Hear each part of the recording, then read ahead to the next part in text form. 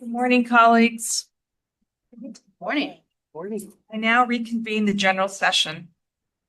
As I mentioned yesterday, the commission members who participate remotely will need to disclose if any other individuals 18 years of age or older are present in the room at the remote location, and the general nature of the members' relationship with any such individual. Are there any disclosures for members? No disclosures. Thank you. As a reminder, commissioners who are participating via Zoom must be visible at all times on camera. Please log off Zoom if you need to leave the meeting and log in when you're ready to join the meeting. If you experience broadband or internet connectivity problems while participating in the meeting, that would be remedied by joining without video. You must announce the reason for your non-appearance when you turn off your camera. Good morning, Liaison Rodriguez. Do you have any disclosures? No, I do not. Thank you. Good morning, everyone. We'll now take a roll call. Recording secretary, will you please call the roll? Jeanette Brown. Here. Catherine Williams Brown. Here. Jose Cardenas. Present. Daryl Cotton. Juan Cruz. Here. Christopher Davis. Present. Michael De La Torre. Present. Deborah Erickson. Anna Marie Francois. Makita Gwynno Shire. Present. Bonnie Clark. Present. Ira Litt. Ruben Mancias. Here. Martinez. Shireen Palvery. Present. David Simmons. Here. Long use off. Taking care. We have a quorum. Thank you. I now recess the general session and move to the Educator Preparation Committee. Cardenas, will you please reconvene the committee? Good morning, everyone. Good morning. I would like to reconvene the Educator Preparation Committee. We have 5 items today.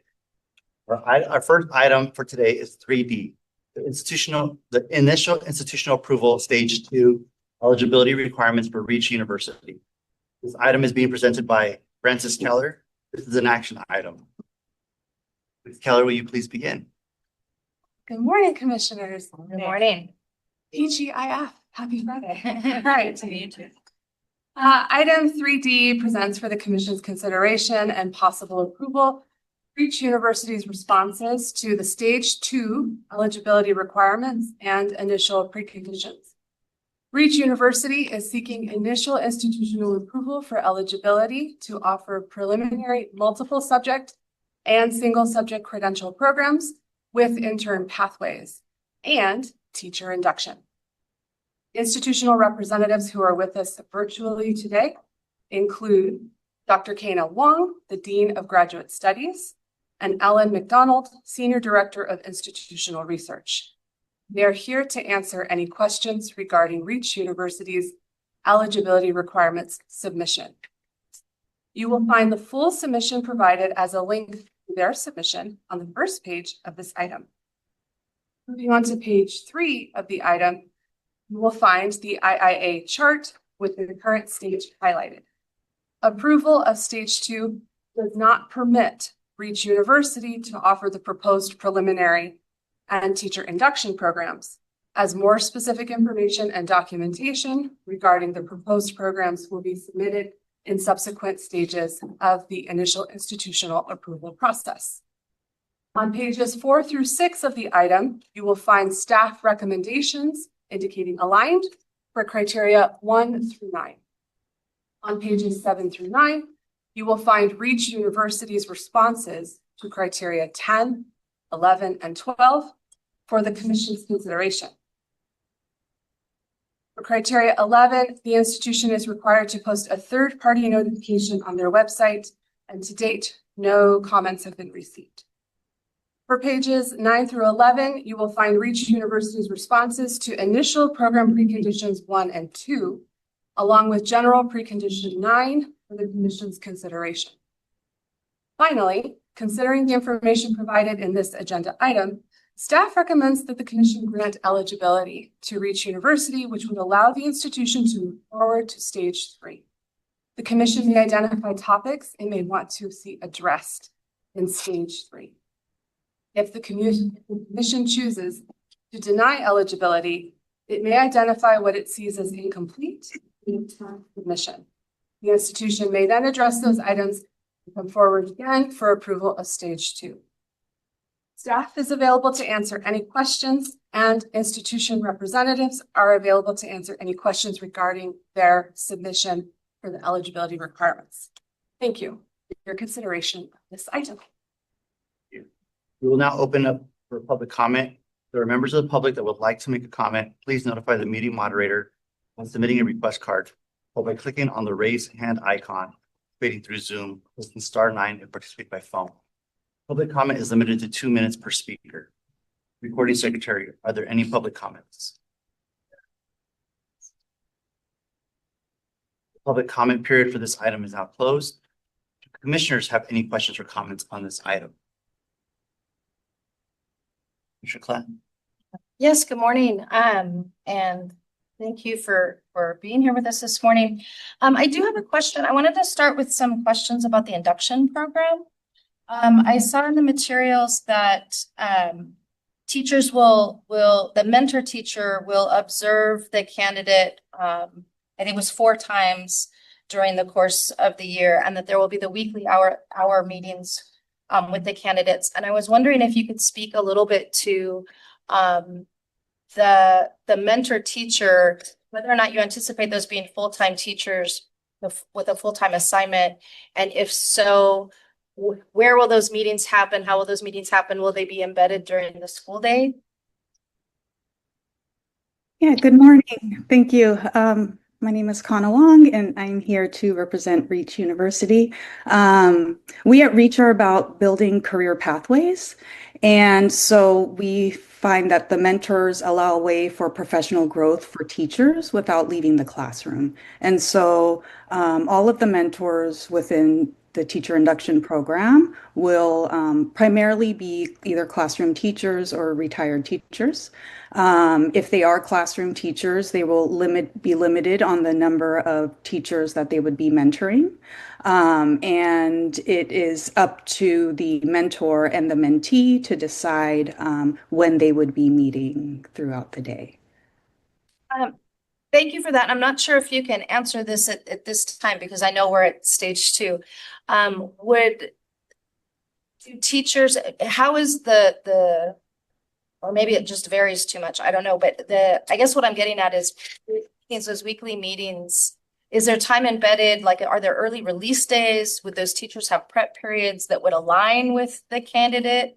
Because I do have a concern, and I ask this for everyone who comes up here, not just your program and specifically, because on paper it can look good. Like, okay, we're meeting regularly, we're having all these meetings, but I know in practice, sometimes those trying to coordinate those schedules can be really difficult. So are you able to speak any more to what supports or what exists within your system that will allow those meetings to happen? Yes, absolutely. So we currently, we don't run a teacher induction program. Alternatives in Action does. But within that program, the partner organizations that partner with the teacher induction vary. So each school kind of has their own system. We can provide guidelines around when we would recommend the partner meeting, or not partner meetings, the mentor and mentee meetings occurring. And it's recommended to be when there is, you can give common prep times, you can provide, so we would provide guidelines, but we can't mandate it. But the hope is that it's interesting that you're asking me this question because this was the topic of my dissertation.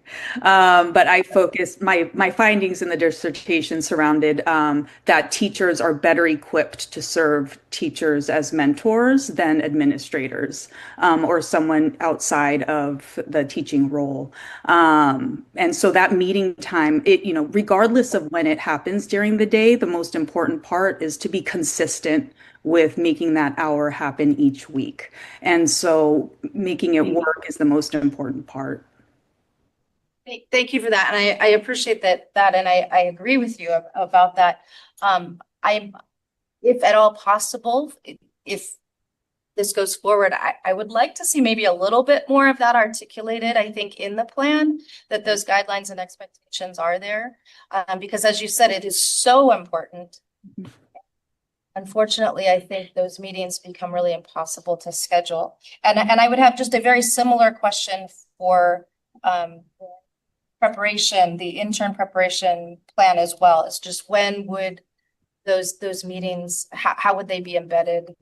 So similar question, you don't have to answer it now, but I would be looking for that. Okay.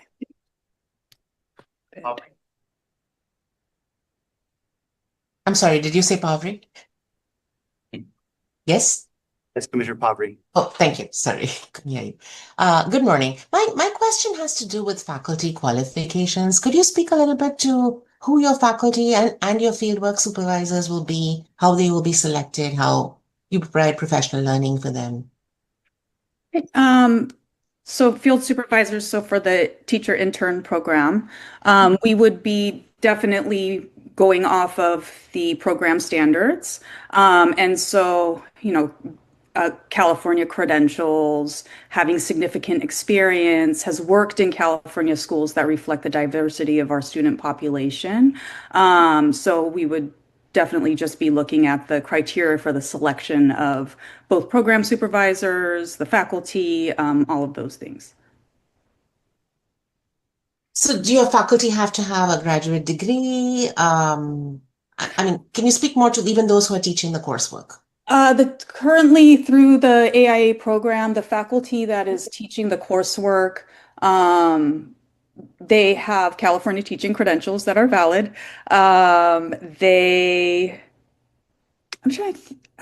not certain. All of our full-time faculty have masters too. And then we also have a few with doctoral degrees as well. Commissioner Lottie? Are they all adjunct? I'm sorry. Do you have folk who consistently teach in your program? There are. Any more description again on that front would be helpful. Okay. And to include in the Yes. three. Yes. Okay. Rule. So you do have tenure line or folk who are. We do have, AIA does have some full-time faculty, as well as adjunct faculty. Commissioner Lottie? Yes, good morning. I had a question about also about the mentor teachers. And that hour that we work, is it paid time for the mentor teachers or is it volunteer time? Alternatives, in the past, the way that Alternatives in Action has it set up, it is so that the partnering schools are responsible for providing payment to the mentors. We can give recommendations on what that looks like, or like the common amounts that are given to mentors. We cannot require schools to do that. Moving forward, we would like to house the mentors in-house. And so they would be paid through us. And are the mentees paid for that time? No. They are the participating teachers, so they are not paid for the time. Thank you. Commissioner Brown? Morning. You're getting a lot of really interesting questions, and I have one more question about the mentor teachers. The mentor teachers that are working, are they ever what kind of orientation or ongoing training or collaboration do they do among themselves? Yeah, so both programs, the coaches and field supervisors in the intern program, as well as the mentors in the teacher induction program, have extensive and ongoing training that is provided. What does it look like for the teacher induction program? They participate in mentors communities of practice, where they come and work with the other mentors and collaborate. there's something else that I wanted to say. Last year, they also participated in cycles of inquiry that mirrored the cycles of inquiry that their candidates participated in. They also, this year, new field supervisors have a new cohort for the first semester so that they continue to work together with guidance. And field supervisors, similar to the mentors in induction, also participate in communities of practice. And who guides that practice, or who leads that practice? You mentioned that there was for the teacher induction program, they are led by Dr. Christina Kuhn with oversight from Alternatives in Action, and similarly in the teacher intern program led by Laylina Brooks with oversight from Alternatives in Action, in addition to one of the intern faculty members, Taylor Reed. Go ahead and ask that one. And are they compensated when they attend those trainings? The mentors, Yes. it is included in their compensation, yes. But the trainings are required. I'm sorry, before we continue forward, Commissioner Litt, do you have any disclosures? I do not, thank you. Yes, sir. Are there any other questions from commissioners? I had a question. On page 10, you referenced one of the data points to address teacher shortage in the Central Valley. I noticed that you have collaborative efforts, primarily in Bay Area public schools. Is there any concerted effort to Central Valley schools to try to address some of this teacher shortage? Yes. So Reach University is, we now offer a BA program. Our model is really unique in that we see both candidates and employers as core stakeholders. So we partner with districts to build their teacher pipeline, and we invest in supporting both groups. So our growth team works with prospective partners. They offer info sessions, walking them through the MOU so expectations are clear, primarily targeting areas of California that, it's like a teacher shortage desert. And so once candidates are enrolled, our employer success team communicates proactively with districts to ensure they feel supported throughout the program. We also I think that outreach, our employers are not just participants, they're true partners in preparing the next generation of teachers, and we specifically target areas of need. Are there any other commissioners?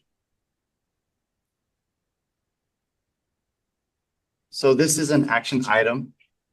Do I have a motion that the commission review the responses to the eligibility requirements and determine if the institution may move forward in the initial institutional approval process?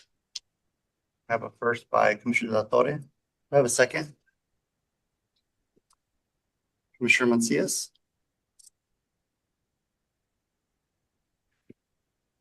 Is there any further discussion? Commissioner Davis? Good morning. I don't have a question, I promise, but I do have a comment. I appreciate the language in your mission statement. I am kind of a geek with accreditation, and I really enjoy reading mission statements. I don't know that anyone's ever said that out loud, ever. But your emphasis on both rural and urban communities struck me as something that we need to address here in California. I know that I'm not saying something unique this morning because you mentioned it, and it's also been mentioned here around the table. But I've read in mission statements where folks have come online and they've said that they've had this drive and mission to do that. I'm hoping that you all actually do the thing that you're promising in your own vision statement. And that's just what I want to say. Thank you. So since I have a first by Commissioner Del Torre, I have a second by Commissioner Macias. Is there any other further discussion? Will the recording secretary call for the vote? Each member please respond with a, nay, a, aye, nay, and abstain. Annette Brown. Aye. Jose Cardenas. Aye. Juan Cruz. Christopher Davis. Hey, aye. Michael De La Torre. Aye. Laguna Shire. Aye. Bonnie Clark. Aye. Ira Net. Aye. Ruben Mencias. Aye. Monica Martinez. David Simmons. Aye. Motion carries. Thank you, Ms. Keller. Thank you to the Reach University team as well. But we look forward to seeing you in the next stages. Our next item, 3E, initial institutional approval, stage 2 eligibility requirements of California Institute of Arts. This item is being presented by Hart Boyd. The action item. Mr. Boyd, will you please begin? Yes, thank you. Like the previous item, item 3E brings forward an institution currently in stage 2 of the institutional approval process.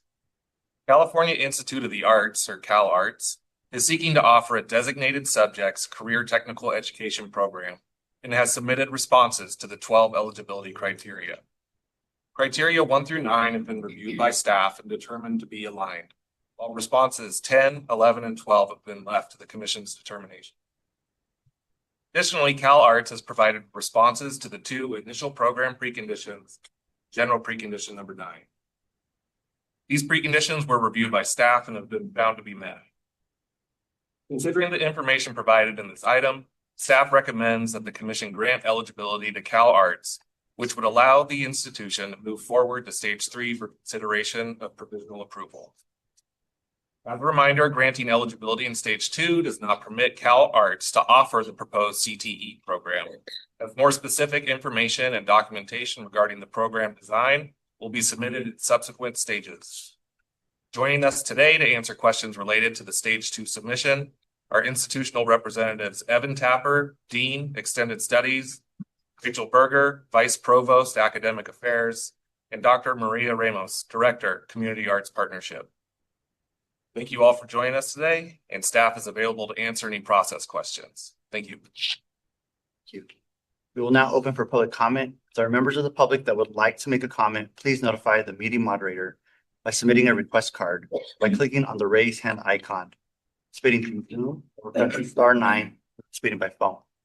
Public comment is limited to 2 minutes per speaker. Recording secretary, are there any public comments? No public comment. Public comment period for this item is now closed. Do commissioners have any questions or comments on this item? Commissioner Klatt. Good morning. I'm going to go a little off my normal script here and ask a different question than I usually ask for these programs. It's actually not so much a question as just a comment, is that I feel lucky enough to have been able to teach at a Performing and Fine Arts Academy, a high school Performing and Fine Arts Academy. And I feel lucky that my daughter was able to attend that same school, and just having witnessed the impact that teachers of the arts can make, not just in the arts, but across all the subject areas. It was such a profoundly wonderful experience. So I'm just excited that there's a program that might be pulling more artists into our classrooms in all of the arts. And so I'm just really excited. So this is just a voice of excitement about this program. That's all I have. Are there any other commissioners? Commissioner Pavri? Good morning. My question has to do with faculty qualifications. Could you speak a little bit to who your faculty will be, whether you have tenure line faculty? Just a little bit more detail than you have. Thank you. I'm happy to answer that question. The timing is really great for CalArts to launch this CTE program, because we've just last year built an education minor and a BFA and a MFA concentration for arts education. So we've brought on faculty into CalArts, and that's a new thing. We've also, and those qualifications, we listed it on the chart. many have PhDs, and they've been working over 10 years in the TK to 12 sector. So we're really excited to have those faculty members join us in the CTE program. CalArts doesn't offer tenure lines, but we do have regular faculty and special faculty. So there'll be adjunct faculty working to develop this program. Yeah.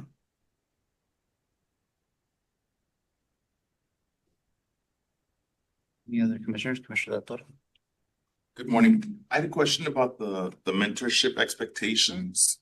And similar to what I asked the earlier program, are there in the mentorship expectations, are those the mentorships, are they from your program or are they from the schools where the participants will be attending? For sure. Well, we modeled the CTE program that we're offering on other programs like UCLA and UCI.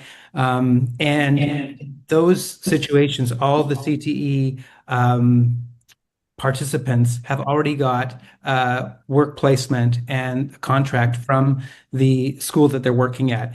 And there's a mentorship agreement that they sign with the school. So the school does provide a mentor. And this was a really exciting conversation I had with the superintendents when I met with them to discuss the program and how that might work.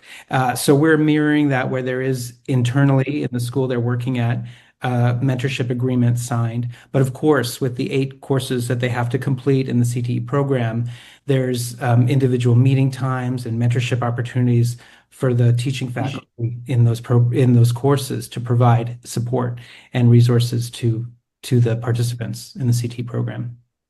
And do those mentors have to be certified in the CTE field? The mentors within the school that they're working at, you mean? Yes. No, that would be up to the principal at the school to assign the mentor to those participants working in those classrooms, in those schools. But for our faculty, they not only have education experience, they also have artistic experience, and that range and that experience brought them to CalArts. And that's a really important piece to those faculty that we're including in the CTE program as designing the courses and providing the mentorship and instruction. So the mentorship is not consistent from school to school site then, right? Or it's inconsistent? I guess it would depend. Yeah, the mentorship, well, the agreement is very straightforward with the requirements. And that is signed by the mentee and the mentor. So that would be consistent in what the expectations are. And yes, but it would be up to the school to observe, to work with us to ensure that the contract is met and all the requirements are met in the mentee experience. Is there any training provided by your organization for the mentees, the mentors? For the mentors, I hadn't thought of that in the CTE program, but of course, as we work with the superintendents, we're just launching it. So we do have included on the website is our agreement. But yes, we would be happy to provide some training for the mentors on that. That would be easily part of it. I wouldn't assume, these are obviously such experienced teachers working in the schools. So, but for the fields of art and design and media, we can have those resources definitely available for the mentors. But just curious to see what it looks like. Yeah. And because I know CTE is such a different field. Mm-hmm. I work with board certification, and we have a CTE certificate in national board certification. And it's very different from the other certificate areas. That's why I'm asking. And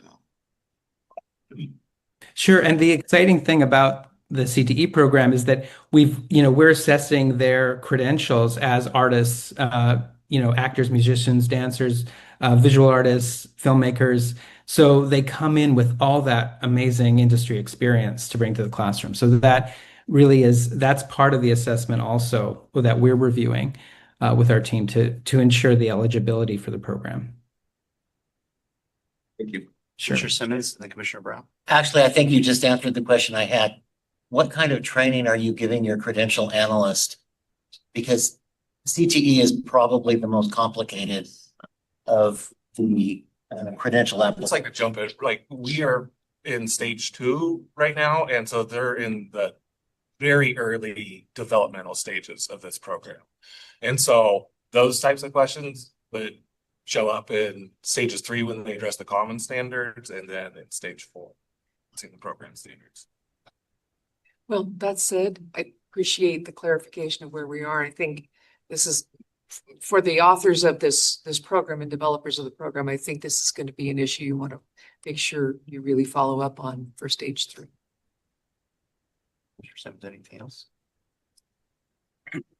I just see the CCAC group nodding their heads that this is one of the most complicated eligibility areas.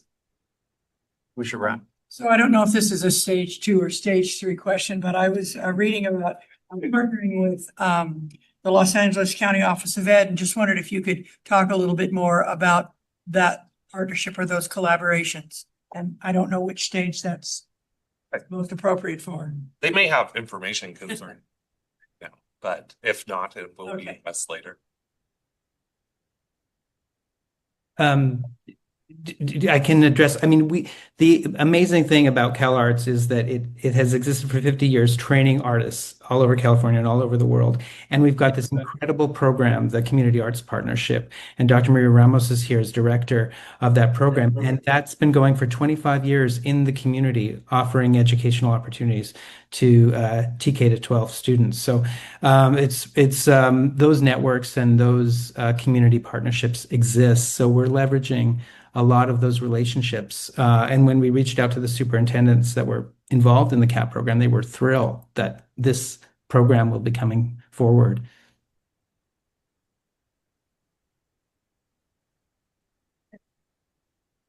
Follow up to Commissioner Brown's.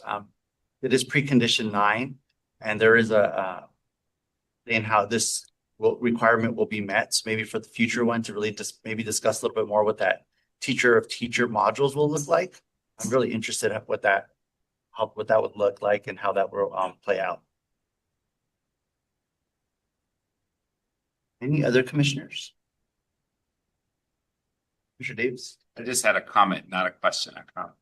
And I was gonna say, 2 things, actually. The first, hopefully, you don't prepare questions for like grilling, because that's not the intent.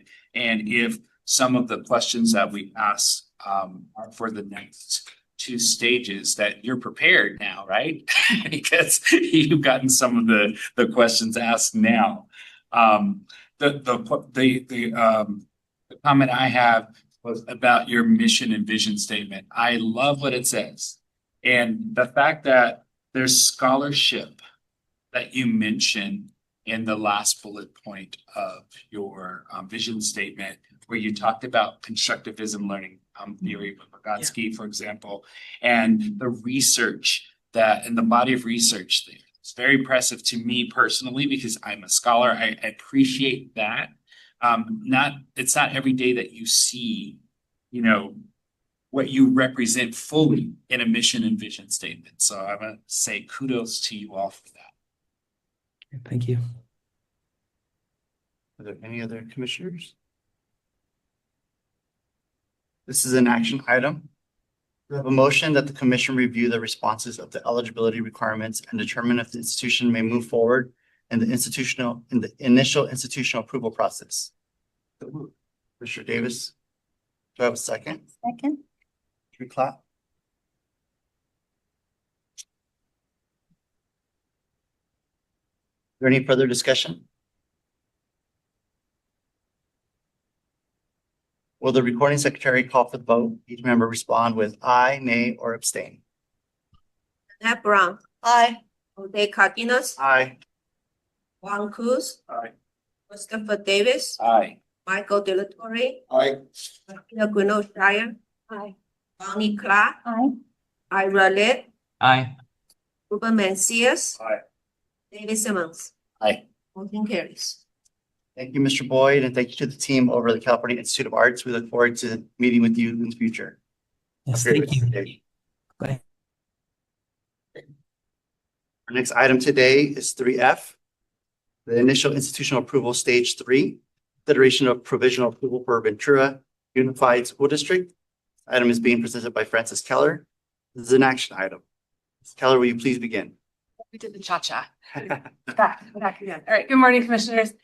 Item 3F presents the Ventura Unified School District's responses to stage 3 of the initial institutional approval process for the commission's consideration and possible provisional approval. Ventura Unified School District is proposing both a teacher induction and a clear administrative services credential program. Institutional representatives who are with us virtually today include Nanette Passell, program coordinator, and Gina Wolowich, for our Assistant Superintendent of Human Resources.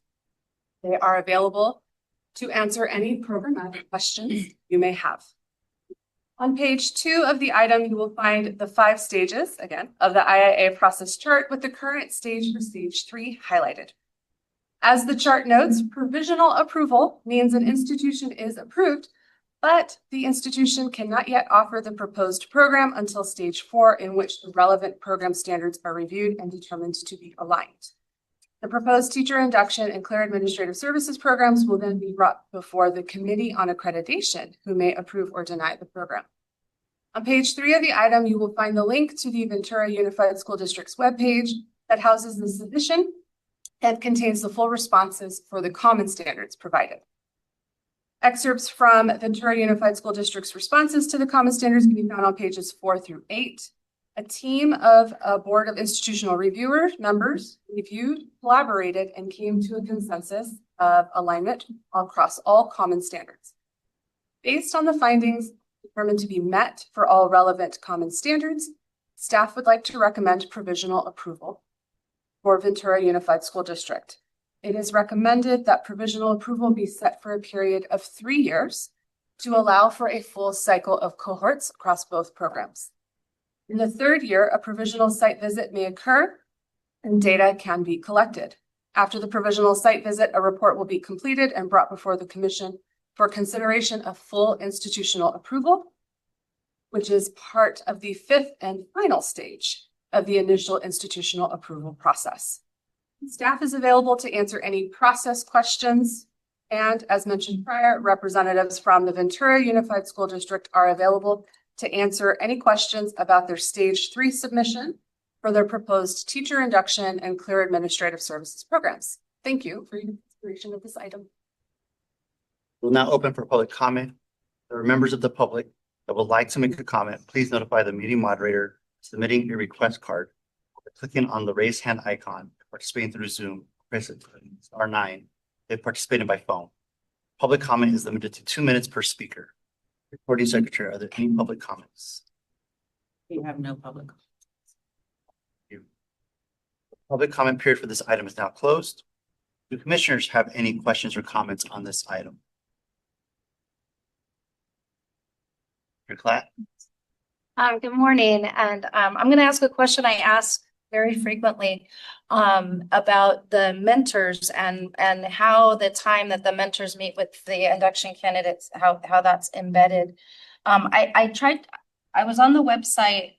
I think there were a couple links that I didn't have access to. I was blocked, and so I'm not sure. Maybe that's in there, and I just wasn't able to access it. But my first question is on the application. One of the things in the application talks about the mentor match criteria and if they're at the same site or location. So I was just curious if you anticipate having, so my first question is, do you anticipate having many mentors who are not going to be at the same site as the person that they are coaching? Yeah, hello, thank you. I understand your question. I can tell you that right now, take this year, we have maybe 3 or 4 candidates out of our approximately 50 candidates that have an off-site mentor. And so when that happens, we connect that person with someone who's also on-site that's not officially, an induction mentor, but they are also with the administrator support, they have an on-site person that is a support colleague for them. So yeah, it happens sometimes when we can't find a mentor on site, but we don't expect it to be the norm. and it isn't the norm. Thank you for that clarification. And then kind of related to that, when is the weekly hour embedded? I did note that, or I saw that it can be virtual or in person. So I'm just curious, do you expect those to happen outside the contracted workday, or when do they have common prep? Do they have early that time happen? Yes, thank you. Most of our elementary schools have a common banking time day each week. It's usually at least a half day time. So candidates and mentors meet during that time. And then also our middle schools have a full prep period at the beginning of every day. A lot of planning happens collaboratively at that time between mentors and candidates and just colleagues in general. So yes, there's embedded time, and then also mentors are paid for additional time that they might meet after hours. Thank you for that clarification. Question about that bank time. You know that normally that bank time is taken up with meetings on site. How is it ensured that mentors are allowed that bank time to meet with their mentees? Because normally when, I'm a teacher, so I know that that bank time is used up a lot, oftentimes with urgent things that the principal needs to meet with the staff. So how it is guaranteed that the mentor will have time to meet with the mentee during that time? That's a really great question. In our collective bargaining agreement, those banking hours are specifically set aside for teacher preparation and such tasks, so they cannot be used for administrative purposes. Oh, so the non-teachers that do not have a mentor, they can do their own preparation? Correct. Okay. It's protected time in our contract. Thank you. Good question.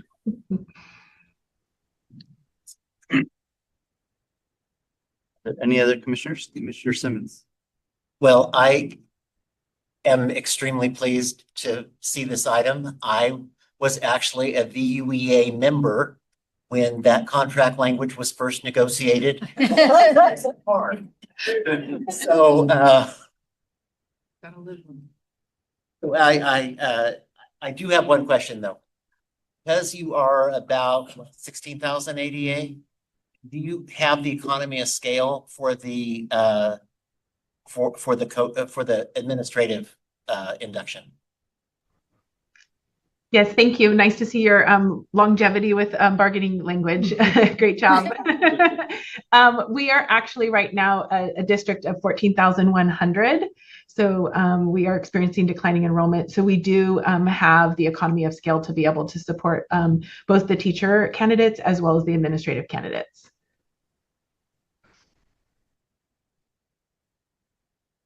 Are there any other commissioners?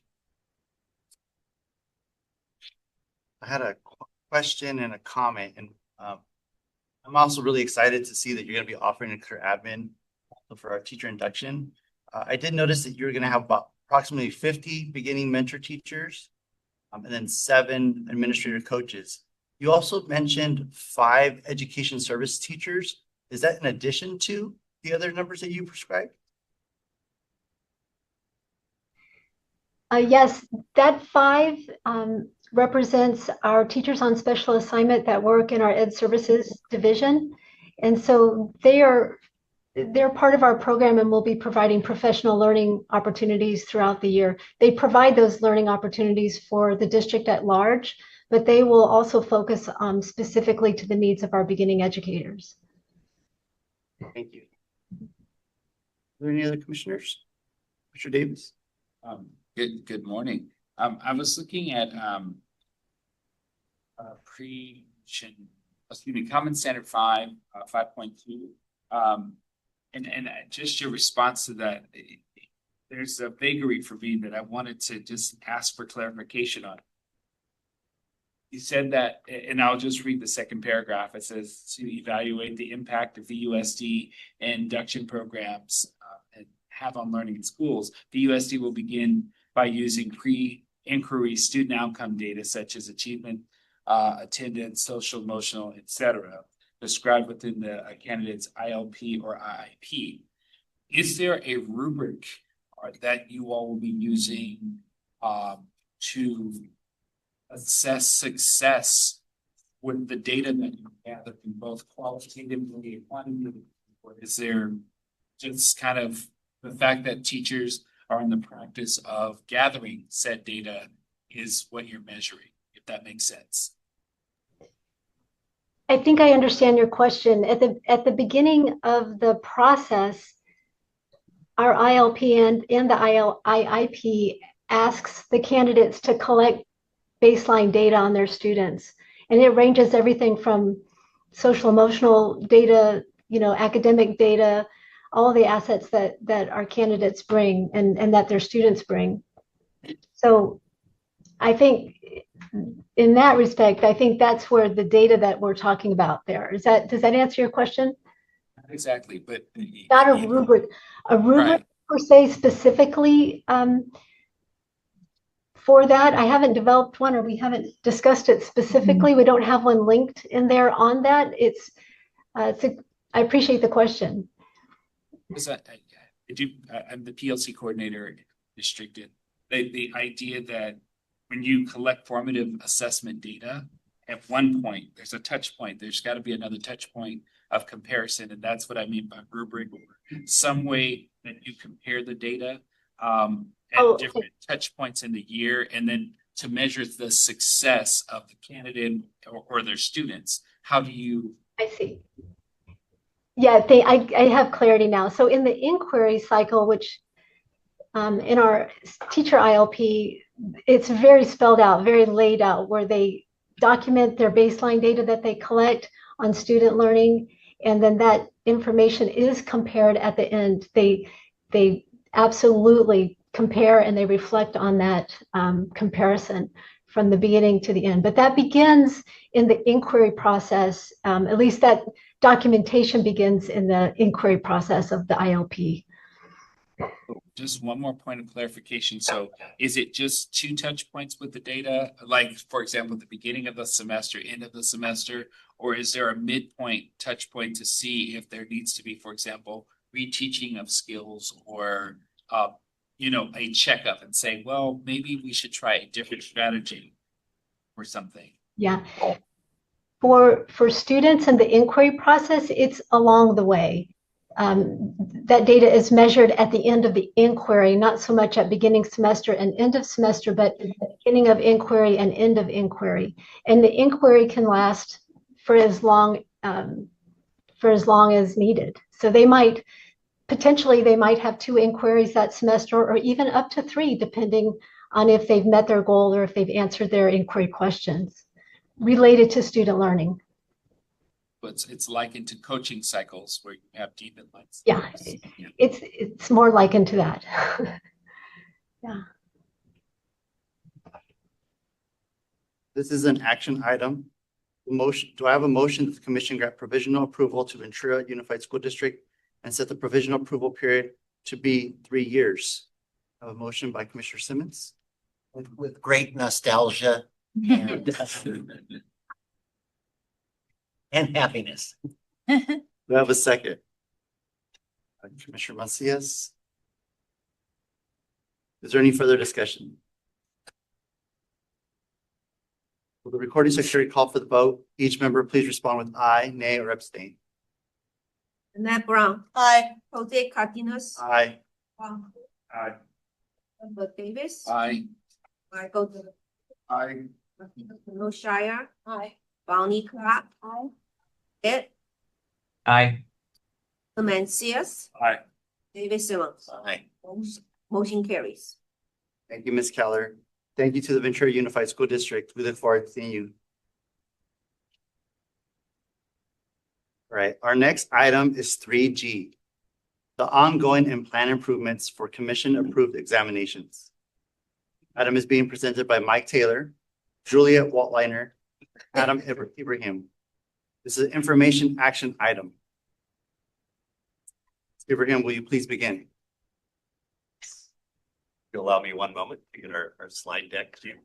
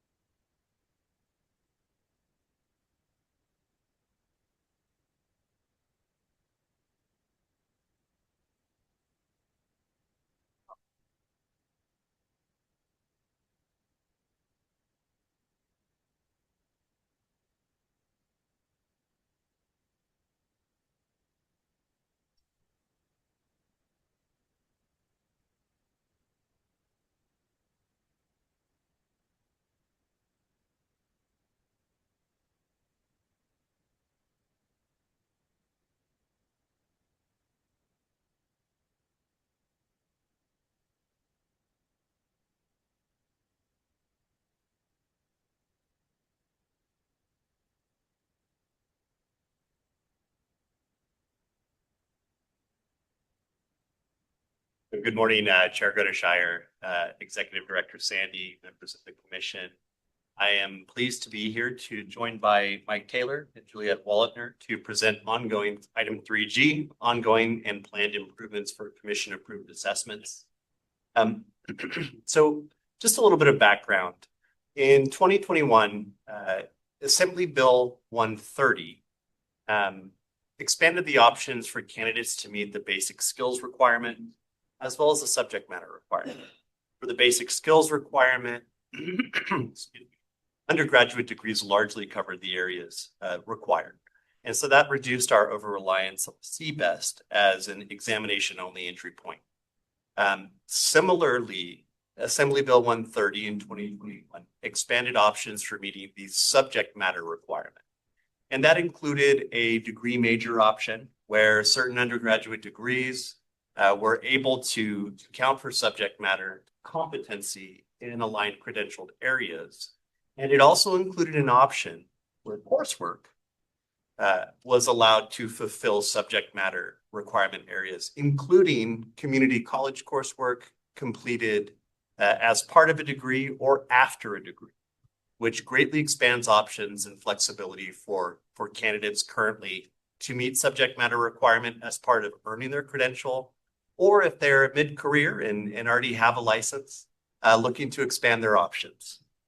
So we are really excited to present this item today because it really extends the spirit of Assembly Bill 130 while looking at expanding the options available for candidates to demonstrate competence and also improving the quality of these options for candidates.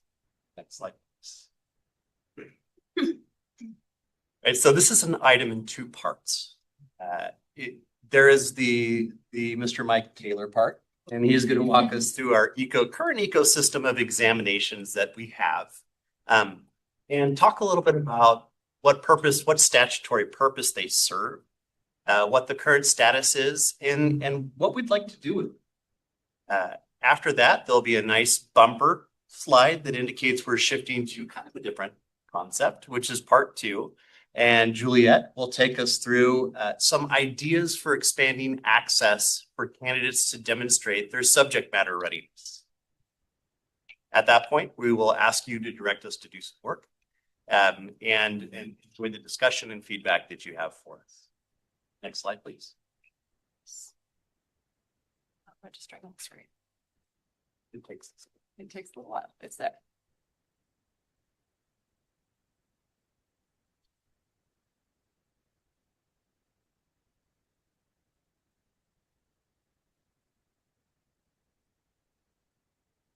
So while that, I'll just read. So this is an information action item, and what we're asking you to do is to direct us to initiate a coordinated plan to replace the CBEST, the CTEL, the CPACE, and the CSET with an updated, modern, integrated licensure system, examination system. And two, to conduct research and feasibility analyses to return with recommendations to expand subject matter requirements, the SMR framework, including updating the SMR structure and exploring the use of transcript-based tools for verification and modular coursework options. We have a lot of this part is pretty conceptual. We have a lot of interesting ideas. We'd love to hear your feedback, your ideas, and are excited to begin this discussion. You know, all towards the end of starting to move this down to the point to where our candidates are not experiencing examinations as a single point of success or failure for entry into the profession, but they're experiencing our examinations as one option among many for demonstrating what they know and are able to do. So next slide. With that, I would like to hand it off to Mike. All right, thanks. Yeah, I'm just going to go through each of these exams, as Adam mentioned, and talk about what we've been doing. It's an interesting thing. We've been doing the same thing in exams at the commission for a very long time. And CBEST is a good example of that. CBEST is one of the longest running data trends in educational assessment. It's been in its place doing what it does for 30 years, a little more perhaps. And So it's time to update it. But during that time, the purpose of CBEST has changed. Its usage has changed. We've updated it here and there, the item banks and things. But the people who are currently taking CBEST are not the same population of people who were taking CBEST when it began. Exams like CBEST and CSET were once the requirement, the standard. And if you wanted to get a credential without taking the exams, you had to take a subject matter waiver program, things like that. But that's all changed now, as Adam mentioned. And CBEST is a great place to start with that change. CBEST is required by education code, so we still need to have it, even though AB 153 has allowed people to use their degrees now to go ahead and meet the basic skills requirement. To that end, we're going to need to keep an exam that has all of the pieces that CBEST has. So we need a basic skills test. There's still a few, very few thin credential areas that people might need to use a basic skills test that we offer in order to meet the requirements. So we're going to want to try to replace this with another basic skills test. There's a number of options for this. Examinations have changed in 30 years. Criteria and referenced assessments like CBEST have changed in 30 years. Item types have changed. The way we measure this type of knowledge has changed. So we can look for updated exams that meet those changes and meet those challenges. But in addition, with CBEST in particular, this is one where we might be able to explore an off-the-shelf option. We might be able to explore the use of already existing basic skills tests that would be that the commission could adopt for this purpose. So that's our recommendation, is for the commission to direct us to explore the replacement of the CBEST with an off-the-shelf or a custom assessment, again, depending on which one makes the most sense for the commission's needs in this coming era. CTEL is another exam that we haven't looked at for a very long time. CTEL is used for English learner authorizations. It came about at a time when a lot of classroom teachers had not earned an English learner authorization when they earned their initial credentials, and they needed to add one on. Out-of-state teachers have needed to add on English learner authorizations, and it's used for one path for the bilingual. Again, students changed some. The standards for the bilingual authorization have changed, and the need for teachers to add an EL authorization has declined dramatically in California, since teachers are earning EL authorizations with their initial credentials. So to that end, our recommendation here is to replace CTEL with custom technology-enabled assessment to serve the same purpose, to meet the new ELD standards, to meet the new standards for the bilingual authorization. The problem we have with CTEL is that we're required to have it as custom assessment currently in Ed Code. So in order to adopt a off-the-shelf or already available exam for this, there need to be a legislative change. So our recommendation is that we explore replacing it with a new custom-built assessment to specifically measure these standards for California. CPACE, as you know, is our examination alternative, the preliminary administrative services credential.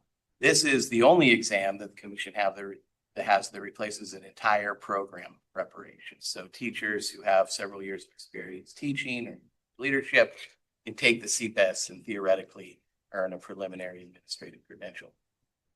Because of that, it's very difficult. It was designed to high standards twice now. We're on the second version of CPACE, and it's very difficult on purpose. It's difficult because it replaces the program. It's difficult because, the commission historically has been a little bit wary about even having the option to have this exam. But here we are, and we have it, and it's in place, and people use it, and the people who take it and pass it love it, but it does need to be up. So we're recommending that we replace CPACE with a new assessment developed with the new APE revision process, considering the current administration services standards, which has been updated in recent years, get that all aligned to get a new exam available for that examination option. Early completion option exams are not, this is, the early completion option is a path that's available to intern credential candidates who would like to an accelerated path to earning that credential. And the way it works is by taking a couple of assessments, they can skip a lot of coursework. And so the commission already has exams adopted for this option for multiple subject and education multiple subject and single subject candidates. But we need to adopt exams for the same purpose for the PK3 credential and for education specialist credential. So we're asking you to direct us to look around out there, see what kind of exams are available for this purpose, and do some reviews and see if some of those might meet the commission's needs for adoption. And finally, the big one here is CSET. CSET has been the commission's subject matter examination systems for many, many years. These are content-only exams that are designed for prospective teachers to show that they have the content subject matter knowledge that's prerequisite for the specific credential they're earning. And again, in the past, CSETs were the standard. Everyone had to take a CSET. They were designed and developed to very high standards. They honestly, in my opinion, represent sort of the highest possible standard of content knowledge for each of these credentials, which may or may not be appropriate in the current environment. At the very least, the fact remains that the CSETs were designed for a very different credentialing environment than the one we have now. And to Adam's point, we need subject matter exams that are going to be a little bit more nimble, a little bit more flexible, things that can be used easier in transcript. Things that are going to measure new, simpler SMRs, and we need them to be modular so that they can be mixed and matched with coursework and even just with subtests and things like that to be able to meet the subject matter requirement for all our exams. So we are asking the commission to direct us to replace CSET with some new assessments that are designed for that purpose to be integrated with the new era of subject matter, measuring subject matter knowledge for credentials. And so, you may recall to our item yesterday, and one of the risks that we proposed was staff capacity. And that may conflict with the idea that we are proposing the whole scale replacement of all of our examinations candidates. There may seem to be a contradiction. It's actually a good time. In terms of our contracts, a lot of our contracts are coming to a natural end. So we can do sort of short-term extensions while we do this work. And then we can deploy systems of assessments and examinations that from a candidate use perspective feels coherent and feels consistent and represents the most upgraded use of technology and current standards. So that's sort of the rationale for opening up this whole thing. It has nothing to do with the fact that I had a bachelor's in political science, a master's in international political economy, and still had to take the CSET. Social sciences, that is only maybe a little bit of the motivation here. But with that, I'll hand it off to Juliet Wall.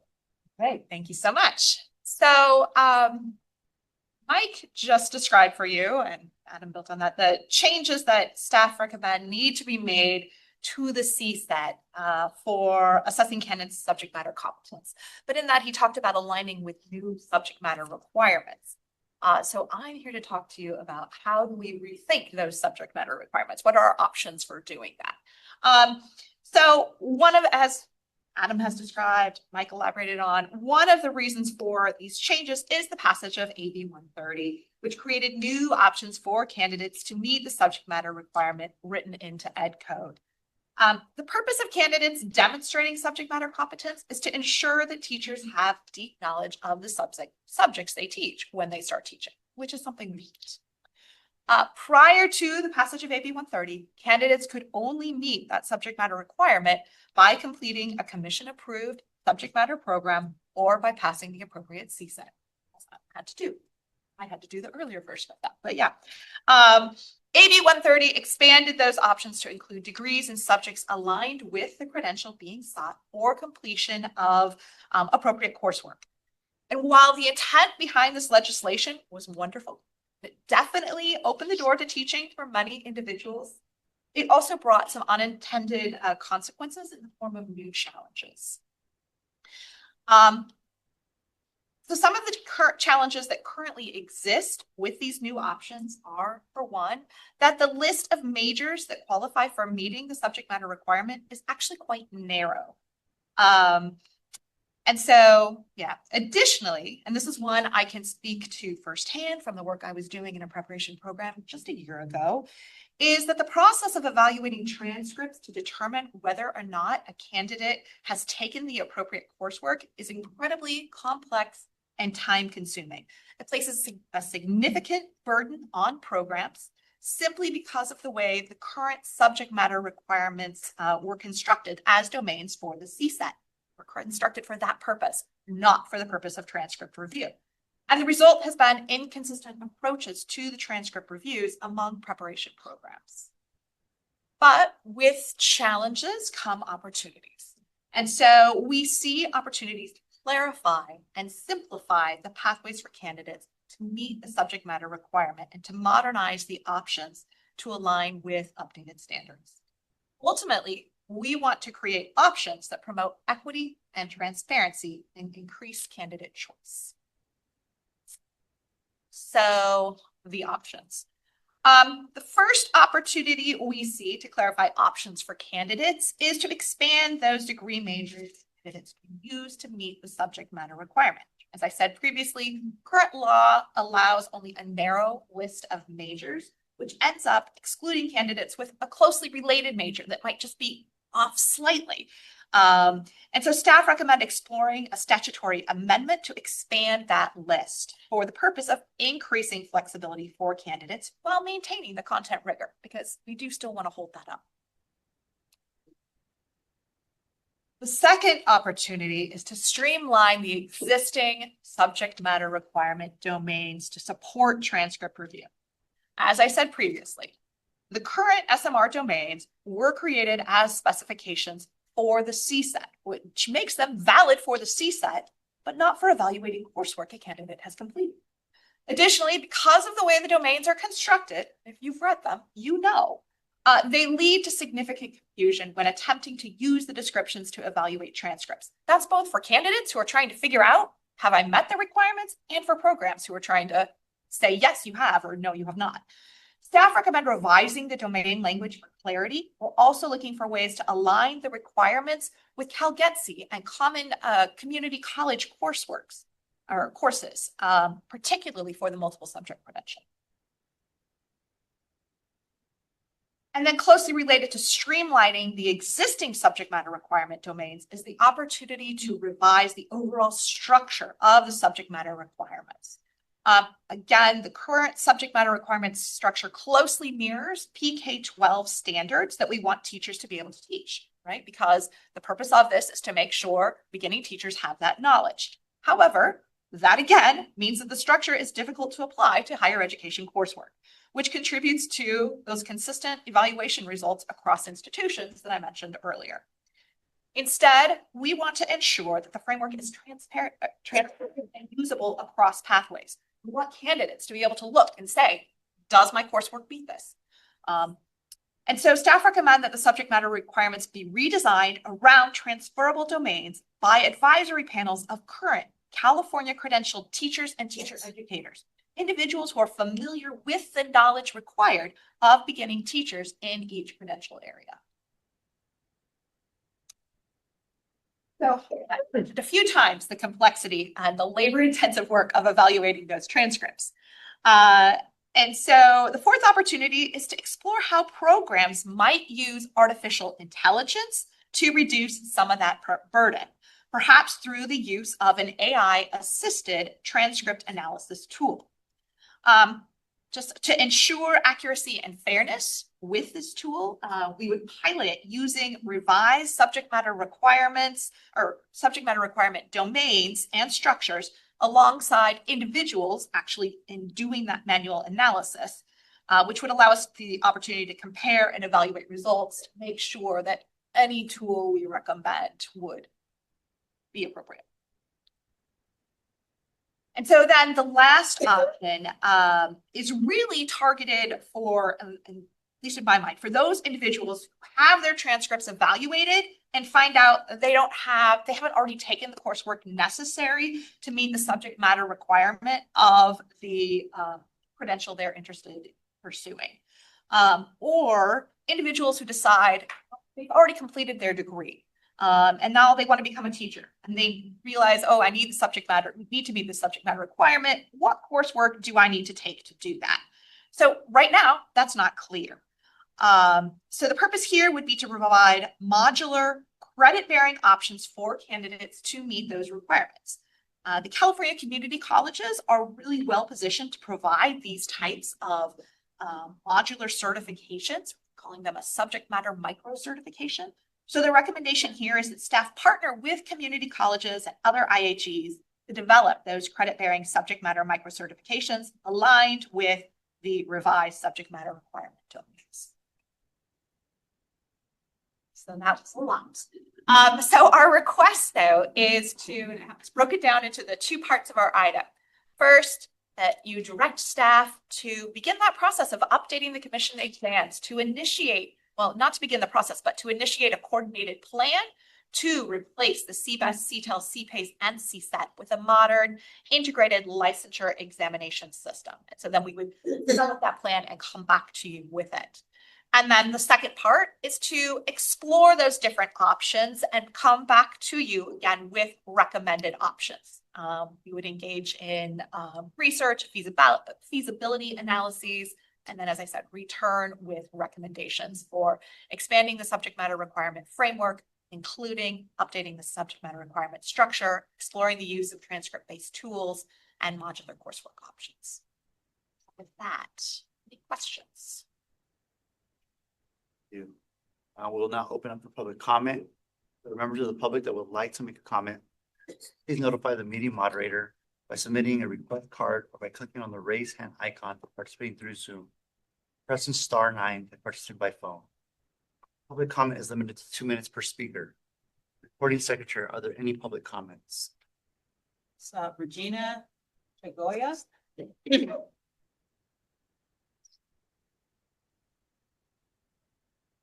morning.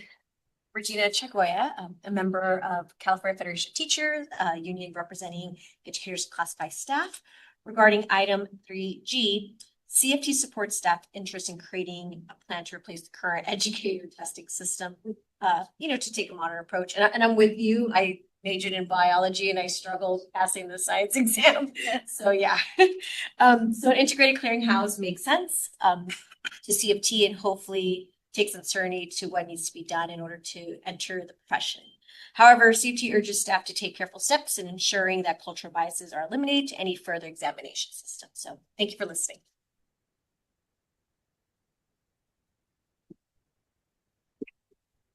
Yadi.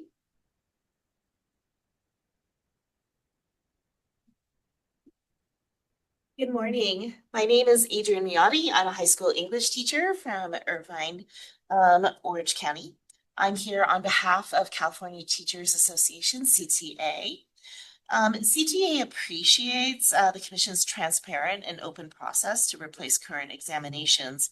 As demonstrated by the data provided in the staff report, these assessments have low passing rates and significant equity gaps and continue to be barriers, particularly for certain teacher candidates. CTA believes any assessment of candidates should be non-duplicative and free of bias. Currently, these examinations are both. We look forward to seeing the next iteration of these examinations. Thank you. Christina McCormick, please unmute your microphone and share your comment. Good morning, and thank you for the opportunity to comment. My name is Christina McCormick, and I am a Credentials Administrator with Riverside County Office of Education. Speaking on behalf of myself and my team, who have personally conducted hundreds of subject matter evaluations, I want to highlight how these recommendations on expanding options to meet subject matter will significantly reduce the many hours it currently takes us. Every review is a puzzle we must solve line by line, decoding courses, matching them to domains, and applying guidelines that can be ambiguous or outdated. These improvements will make a tremendous difference. First, Clarifying and simplifying the domain language will give us a clear roadmap instead of leaving us to interpret fuzzy descriptions. This means faster and more consistent evaluations. Second, expanding the list of degree majors acknowledges the real preparation that candidates bring with them. And this not only saves analysts hours of cross-checking, but it also streamlines access for candidates whose degrees are already strong matches. Third, revising the SMR structure creates flexibility. It allows us to recognize relevant coursework across disciplines without forcing candidates through unnecessary hoops, and that's equity in action. And finally, exploring analysis tools will improve both consistency and transparency. Technology can help us to spot alignment more quickly, reduce human error, and give candidates a clearer understanding of the process. These changes don't just make our jobs more efficient, they directly remove barriers for our future teachers. And every hour we save in analysis is an hour we can spend supporting our candidates. Every clarified requirement is one less obstacle for someone who wants to serve our students. And at the end of the day, these items are about access, opportunity, and ensuring that qualified, passionate individuals can join the teaching profession without unnecessary delays. Thank you. Benito Aranda Comer, please unmute your microphone and share your comment. Good morning. My name is Benito Aranda Comer, policy analyst with EdTrust West, an organization committed to advancing policies and practices that dismantle the racial and economic barriers embedded in California's education system. First, we want to thank the Commission for bringing together all of these reforms, the CBEST, CTEL, CPACE, CSET, and the subject matter requirement in a single coherent conversation. Too often, these pieces have been siloed, and we appreciate this integrated approach. As you move forward, we urge you to adopt the recommended actions and begin building a modern, modular licensure exam system alongside the feasibility study on SMR modernization. Any modernization must address, however, the disparities in passage rates and should include disaggregated reporting, consistent bias reviews, and solutions to reduce financial barriers for candidates who need retakes. We also believe strongly that the RDI TPA process should serve as a model here. That work emphasized formative assessments and the idea that evaluation should help candidates grow, not just act as high-stakes barriers. We'd like to see that same spirit embedded into exam redesign. Too often, exams and requirements become compliance exercises, check boxes that don't actually improve the quality of instruction. This is where we think the Commission can lead, making sure that future exams are embedded in preparation, provide usable feedback, and contribute to candidate development beyond the initial credential. Finally, we encourage the Commission to pair these initiatives with stronger data practices. Connecting this work to the teacher workforce dashboard at C2C, track outcomes beyond induction, and ensure we know whether these changes are producing statistically significant improvements in candidates' readiness and diversity. That's the only way to know that these reforms are delivering real value for students and communities. Thank you for considering our recommendations. Jessica Sacco, please unmute your microphone and share your comment.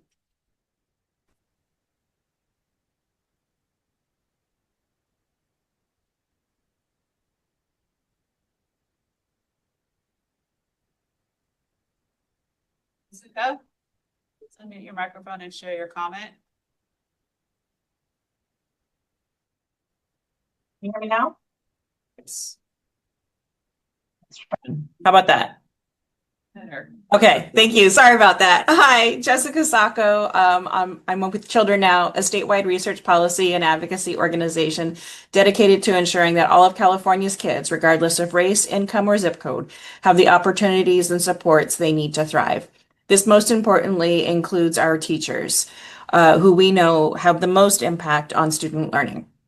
I really appreciate the Commission's exploration into this issue as it continues to explore strategies and possibilities to help broaden and open the pipeline for educators to enter the system, as well as maintain a commitment to quality to ensure that those educators are prepared to teach the kids in front of them, as well as have the supports they need to persist in the system as teachers. I would like to align my comments with the previous speaker from Education Trust West and just sincerely support the staff recommendation. Thank you.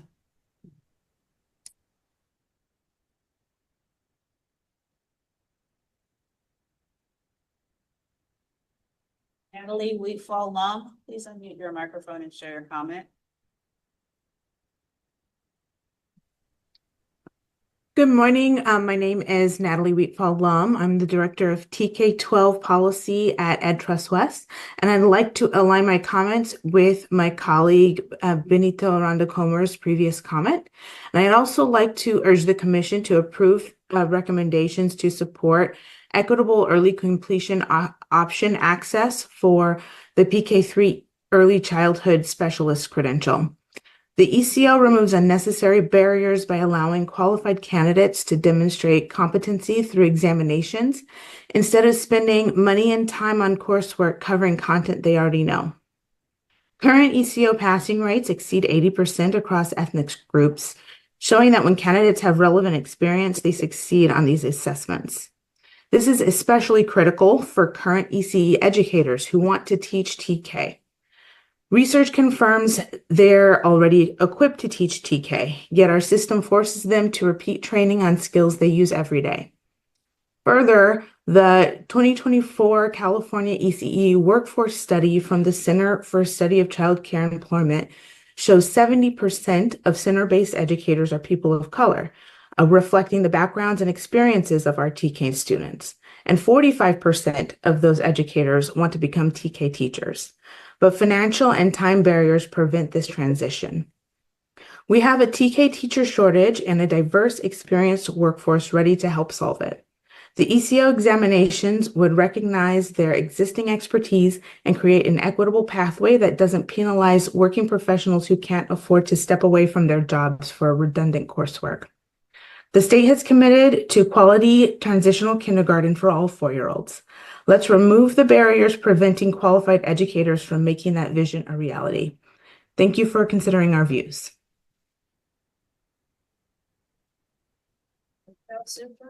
Unmute your microphone and share your comment.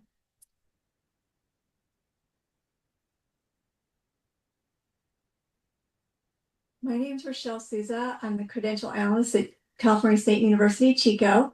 And I agree with everything everyone says. I simply want to say that the proposed plan to improve the SMR framework would be a valuable step forward for the field, providing much needed guidelines for coursework evaluations. Currently, interpretations of how to conduct these evaluations vary widely, and having clear direction would greatly benefit us all. If the CSET domains are to remain the foundation of coursework evaluations, it will be important to ensure they are updated along with the descriptions. For example, in physical education, all domains still reference the challenge standards for student success physical education from 1998, which I believe is now outdated. We look forward to updates the establishment of the consistent guidelines for SMR. These changes will make a meaningful difference in supporting both the programs and our candidates.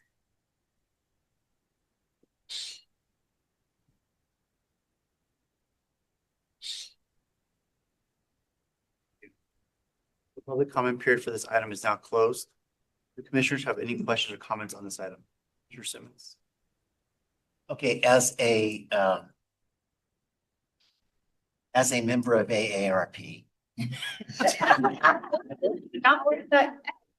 we should reframe maybe the idea of these exams. When Leo Ryan created the credential in 1970, the idea was that subject matter would be meant through a bachelor's degree. So these exams are intended as not a barrier, but as a way to get past a barrier. Instead of saying you have to go back and get a whole bachelor's degree in math, the bridge was, well, you can take an exam instead. And I think that subject matter can't be understated. Okay, I went to a restaurant last night and someone came up to me and started to dance. You do not want me teaching dance. You do not want me to get the dance credential. So I think that we have to have these, but I think what has been created for us, especially when the Office of Administrative Law said we were not able to say or similar degrees, that put us in a position where that we probably do have to go back and get clarifying legislation. I know when I was on the panel that created the CSET math and the CSET multiple subjects. And both of those, when we created the SMRs, it was strictly around how's the best way to test it. It wasn't about transcript analysis. So I'm totally in support of that. I also, when you said AI, I'm surprised I had not thought of that before. When I am preparing, when I have people who are coming in to interview for positions, I have started using AI to create both a multiple choice, a performance assessment, and a interview questions. And it has really made my life much easier. I could foresee a situation where you even do the transcript analysis and then give a assessment that's tailored to what they have missing. I think this is a really exciting opportunity, both of these options, and I heartily endorse them. Commissioner Torre? Yes, I'm excited about this too. My only concerns would be, I also use AI. I think AI is a great assistant. However, ultimately, I make all my decisions. So I just caution the use of AI and over-reliance on it because it's not that great. It doesn't really know everything. There are a lot of silly mistakes. It can tell you to add glue to your pasta. But it is a great idea to use it to help speed up process. But ultimately, let's make sure that we have people look at it for the final review. If AI says, yes, these meet it, I'm okay with accepting that. But if AI says, no, this does not meet, let's make sure that we have people reviewing it when AI kicks something out, because they might not have done something correctly. And I would hate for a candidate to have missed out because of an AI mistake. Secondly, you talked about off-the-shelf exams. And my concern is that there is no guarantee that these off-the-shelf exams would be any better at not having cultural biases or such. So I'm just really worried about that. Yeah, they'd have to be reviewed for that. And we'd have to make sure that whatever exams we were looking at had gone through a test development process that meets all the national industry standards for that, which would include all the bias mitigation efforts. And also within California standards, because California that's the main point, is to find exams that might meet our states. But yeah, I'm very excited about all this. Thank you. Brown? First Brown, second Brown. First of all, this is really an exciting opportunity. I really support the notion of both recommendations. I think great idea, perfect time. Here's my wish for, should this pass, when you come back with that great deep plan. I did notice in many of the slides you had for bullets highlighting that there were subgroup differences in pass rates. And I guess my wish for the plan that may be coming, should this pass, I would love for that plan to directly address how the changes are going to impact that in a better way.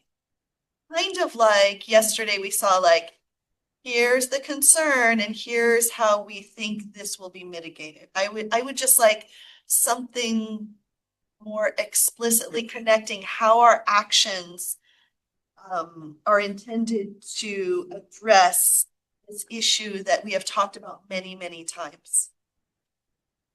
Thank you. Great job. Brown? It's about time. And I'm really glad that we're looking at something big and wide. Big and wide also means it's going to take time, money, and people. At the same time, the community colleges are working on a common numbering system. I know that, I mean, it's not just education, it's across the system with the CSUs in particular. So there's a lot of moving parts that could be very supportive of this. I also wanted to point out that all of our comments are really supporting and noticing the need. And so as a high school debater, you have to establish a need before you establish a plan. And the need is very strong. Also, we got comments from the Alameda County Office of Education and ACTEP that also noted that 80% of early childhood educators and 50% of credentialed candidates are first coming from the community colleges. So let's use all of our institutions of higher education, including privates and UTs, CSUs, and community colleges, to help make this work, because we could do better. Mr. Erickson? Everything about this is wonderful, so thank you. On behalf of the credential analysts that work in the private sector, they are very ecstatic to see this.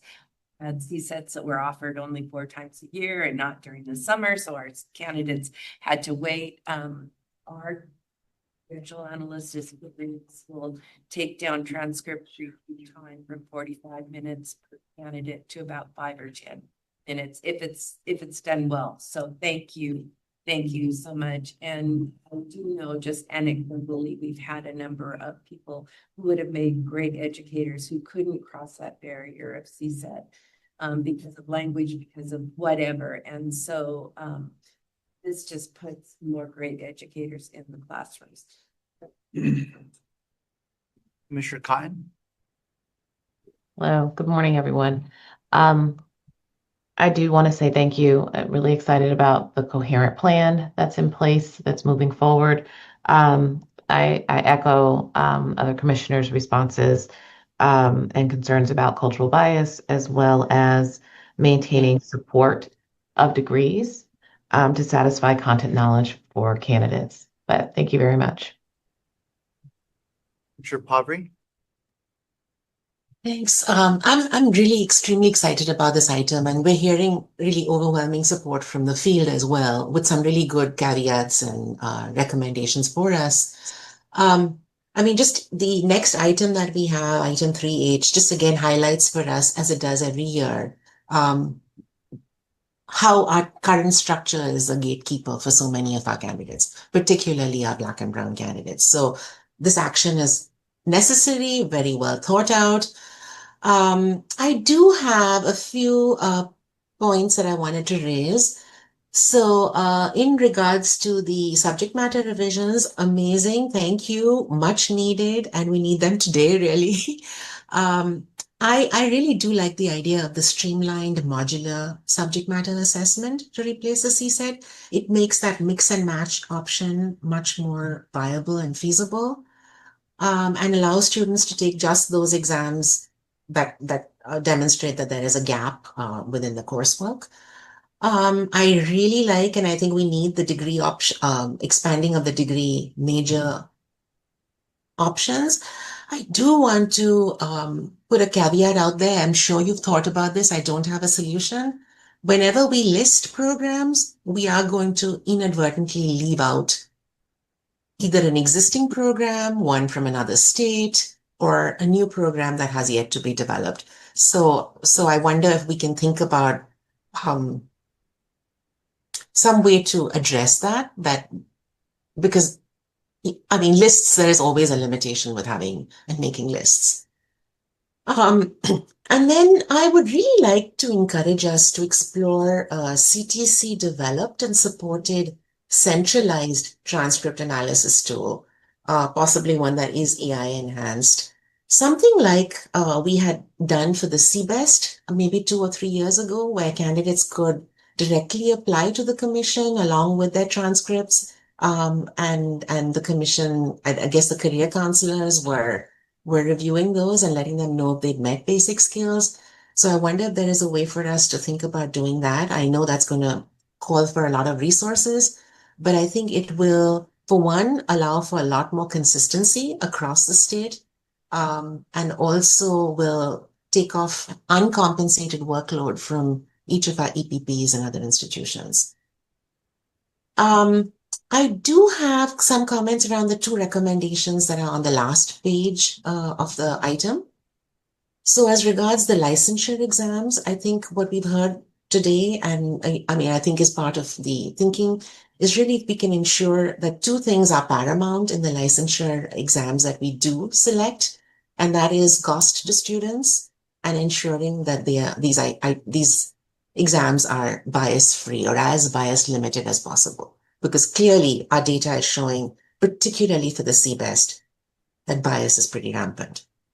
And the second recommendation around micro credentials for meeting subject matter, I think that's a great idea. I think our community colleges have a lot of capacity, but I also think our four-year and our other IHEs also have capacity to build micro credentials, and the item is restricted to exploring that with community colleges. So I would encourage us to expand that to community colleges and other IHEs. Thank you. Do I have other commissioners? Great, Commissioner. Just want to applaud this work. It's a long time coming.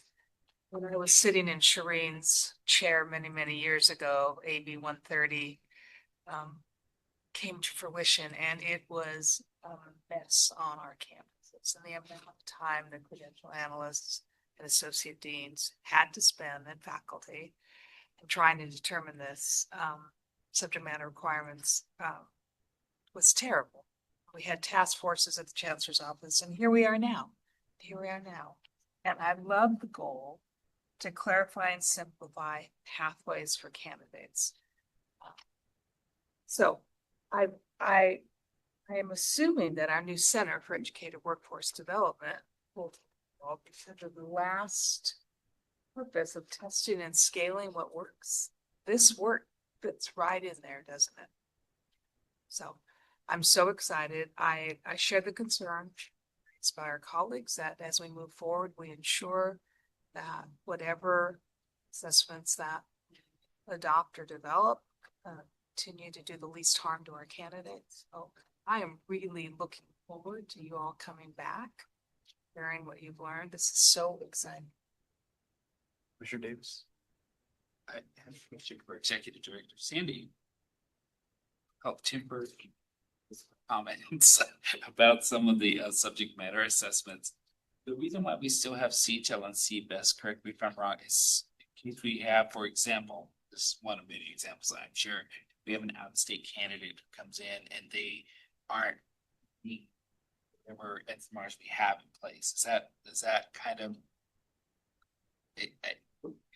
Well, about why that's part of this? Go ahead. I'm going to repeat some of what Mike Taylor said and actually give him a minute to think about a better response to this. But the one of the reasons we still have the CBEST is because it's written in statute. It hasn't been removed in statute. It's been significantly shrunk in its impact. And he mentioned in his comments that there may still be some one-off places where we need the CBEST, and I'd love to hear him identify some of those spaces.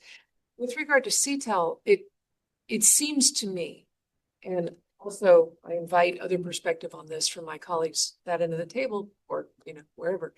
CTEL exists to support a candidate who is not bilingually certified to become bilingually certified. So it's universal, I would think, in its accessibility for that purpose. And we need it for that purpose, given the students that we serve in this state. It's not built into a basic credential unless it was intentionally done so by a preparation program.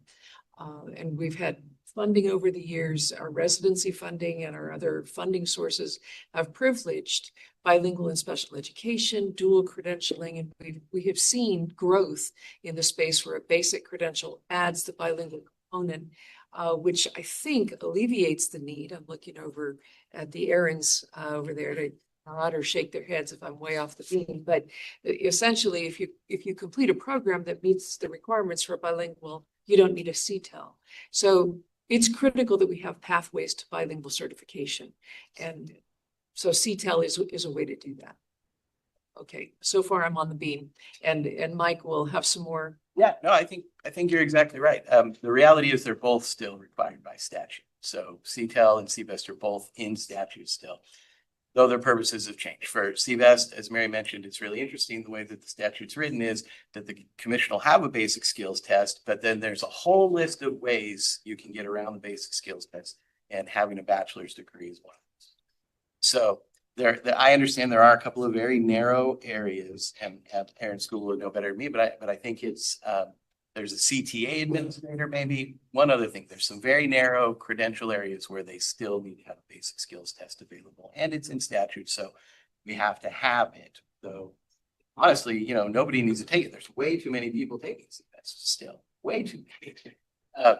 And CTEL is the same thing. CTEL was designed for a purpose, as Mary said, when 2042 credentials came around in the early 2000s, and all of a sudden the requirement for certification and for employment in California was you need to have an English learner authorization.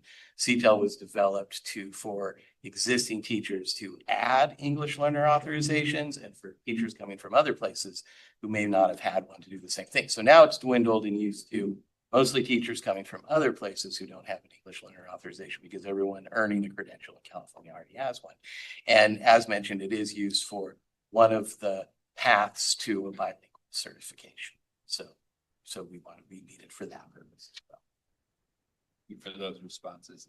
And were you going to say something else? I just was pondering CTE, the only credential that doesn't require a baccalaureate degree.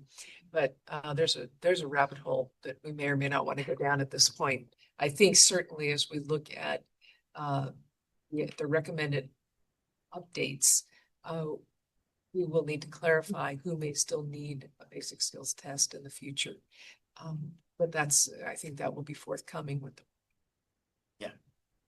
And so some of what I wanted to ask about this, and I appreciate this because the transcript review and analysis is something that is, as a commissioner, consistently how painfully dreadful that process is and how time consuming it is for institutions.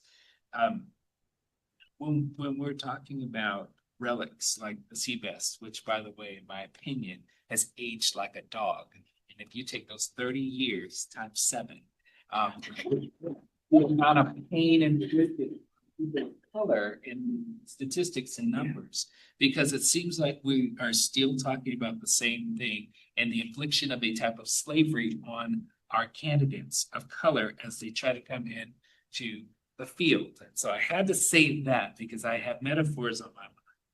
And I know that needs to either be replaced or updated. It just should not be a 50% statistic. If that's what I saw on a third of the phone.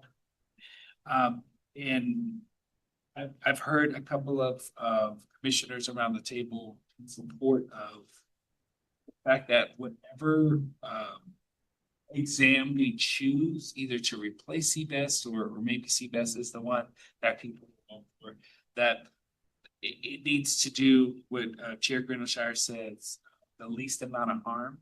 I want to say push a little further than that and say it doesn't do any harm, but I get the sentiment.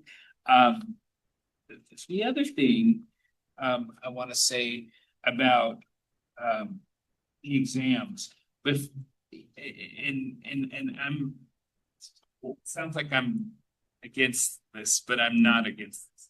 If we move forward and you all bring back information about a next step, I'd like to see whether we have some sort of rubric or some sort of minimum measure of what it takes for a test to be along the pathway of anti-bias. Because if you give me 5 exams in a row and you measure how well candidates of color do on those tests, I almost guarantee you that there's no test out there that is going to satisfy what we're talking about around this table. We're going to have to settle for something second best.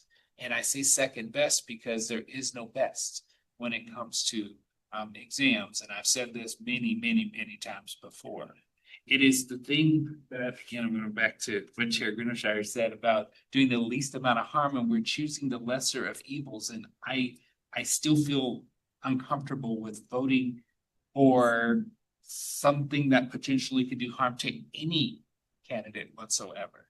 So I'm not rising in opposition, I promise. I just want to put that caveat out there that if we come back and again, we put all of these exams in a row and statistically they don't look much better than the CBEST does, I can't vote for that. I don't have my conscience tells me no. And my skin color tells me no, but also what I stand for tells me absolutely, unequivocally no.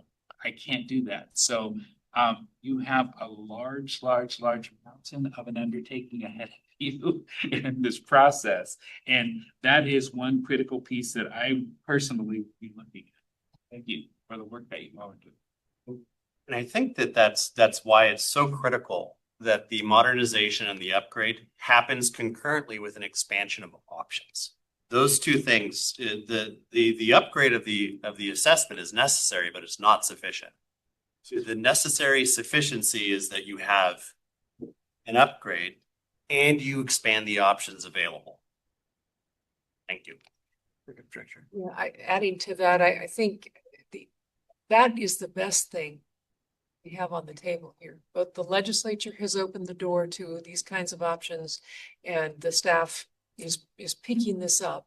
I'm bringing you a proposal today that will right size, I hope, the role of examinations to an option and efficiency, as Commissioner Simmons mentioned earlier, a fast track for just getting it done, but not the limiting barrier that it is across the board. And I also would be remiss if I did not say that we are tasked, we are obligated to put board testing programs through the most rigorous bias review we can, that we are required to do that for the legal defensibility of the test. So I can say that we do that.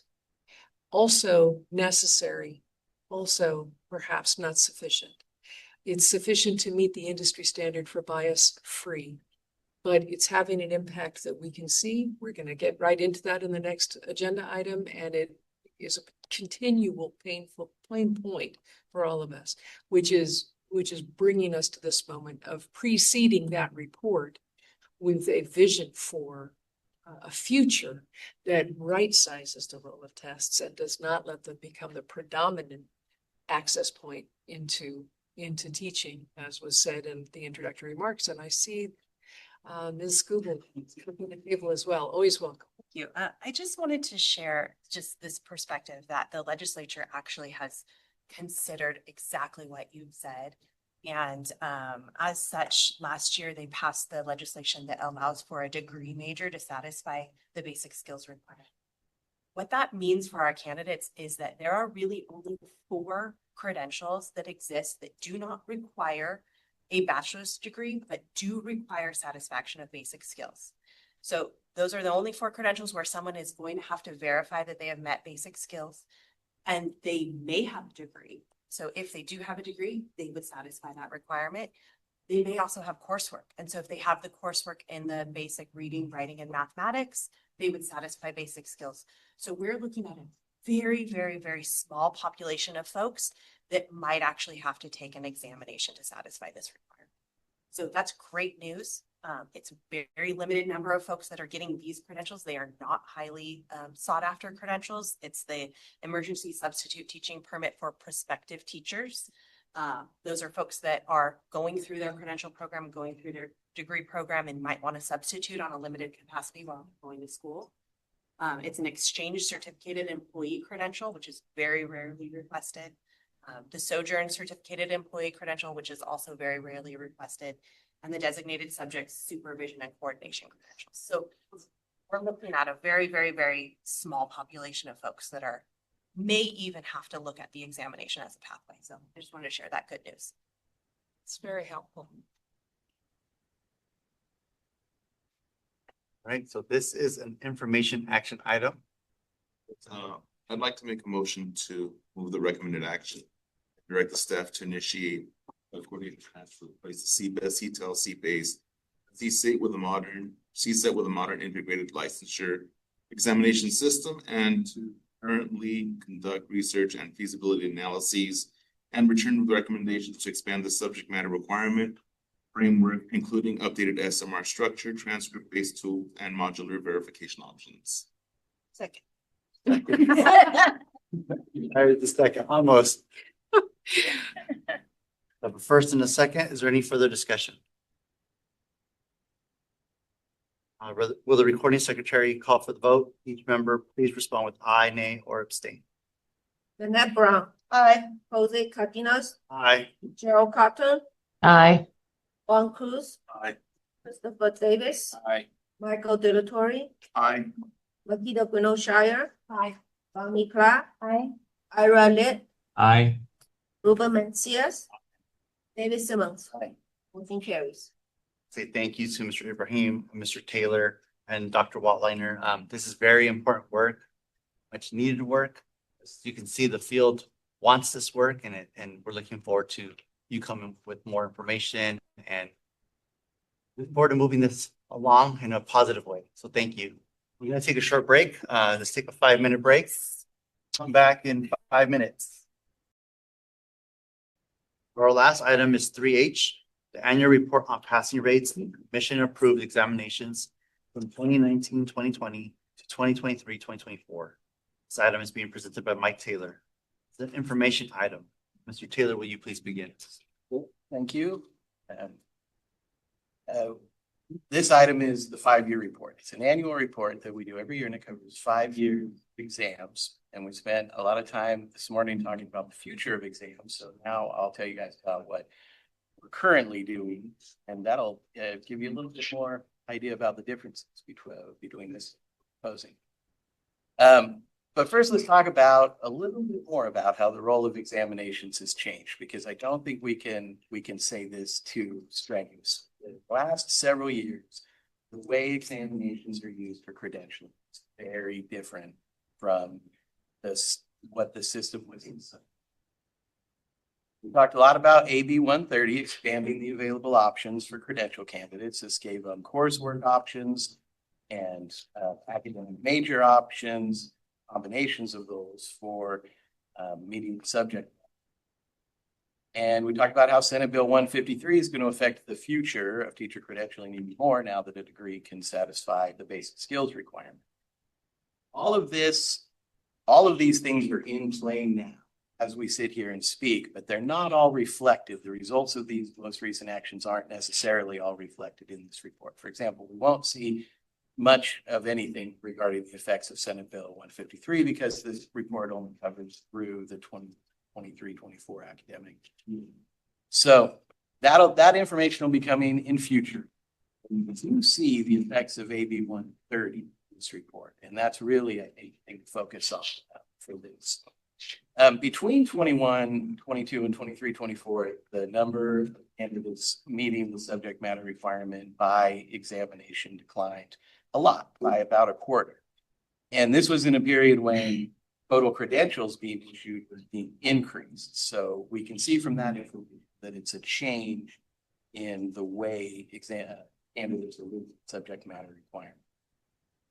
Tables 1 and 2 in this item show the number of credential candidates who met the basic skills requirement, the subject matter requirement by examinations or by other options during the last 3 academic years of this report, started in 22 and 23, 24. For the basic skills requirement in table 1, you can see our system doesn't capture a whole lot of information about exactly how they're meeting the basic skills requirement, but it does tell us whether they're meeting the basic skills requirement by examination or by some other option. And so in this case, we know from experience that if they're meeting it by examination, that's CBEST. And if they're meeting it by some other option, that's overwhelmingly going to be coursework options allowed under AB 130. In the subject matter requirement information in table 2, we have a little bit more information. For the subject matter requirement, we can tell whether they met the subject matter requirement by examination, by coursework, by a combination of coursework and examination, or by a degree.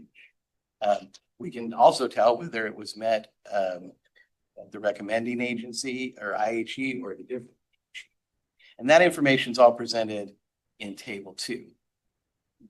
As you can see in these tables, the number of people using the exams to meet these requirements is declining, and we expect that to decline a lot more, quite a bit, dramatically is the word we use. And I think I can say to you right here that I already said, I'm very surprised at how many people are still using these exams, particularly with CBEST for these options. So that's really going to go down a lot in the future. One of the things to remember about commission examinations that's important is that our examinations are criterion examination, and that means they're also sample dependent examinations. So I'll just explain that real quick. Criterion reference means they measure our standards. They measure the commission standards, and that's how the scores are reported based on those standards. And passing is determined as having been able to demonstrate an appropriate level of proficiency on those specific standards or criteria. They're called in the test. In addition to that, we use a lot of classical test theory, statistics. So we know about that, but that means that our data is sample dependent. So whenever you look at pass rate or a data table in this report, this is specifically for the individuals who took that test. We can't really apply what's going on here to any other group of individuals. It's what we call sample dependent. We have several types of examinations. As you know, we've talked a lot about the basic skills examination. That's the CBEST for us, the subject matter competency examinations. That's the CSETs. We also have the RICA, the Reading Instruction Competence Assessment. Now, that's not talked about in the future of exams because it's expiring this year, but it is still included in this report. It's still being administered, so the information on RICA is included here as well. In addition to that, we have the California Teachers of English Learners exam, which we talked about earlier. And we have the National Evaluation Series Assessment of Professional Knowledge, or the NESAPK, which is the currently adopted assessment for the early completion option for single subject and multiple subject. Last but not least, we have the CPACE, which is the California Preliminary Administrative Credential Exam. We talked about this in the last item. That's the exam that replaces an administrative program for candidates interested in earning preliminary administrative services credential. Another thing that's really important to understand for the context of this report is the examination's fee waivers. So during the 2022-23 academic year and the 23-24 academic year, exams were free for California candidates. They didn't have to pay for exams. If they did have to pay, they got reimbursed. So we believe this resulted in a higher than normal exam registrations for obvious reasons. But you won't see a real spike in here because those exam fee waivers came into place at the exact same time as the 80-30 options. And so there's a little bit of, it's just a real shuffling of things going on. It's important to understand that context. All right, I'm going to talk through each of the exams, what's been going on with them, let you guys look at the data in the report, and of course, ask me any questions you may have about any of this at the end here.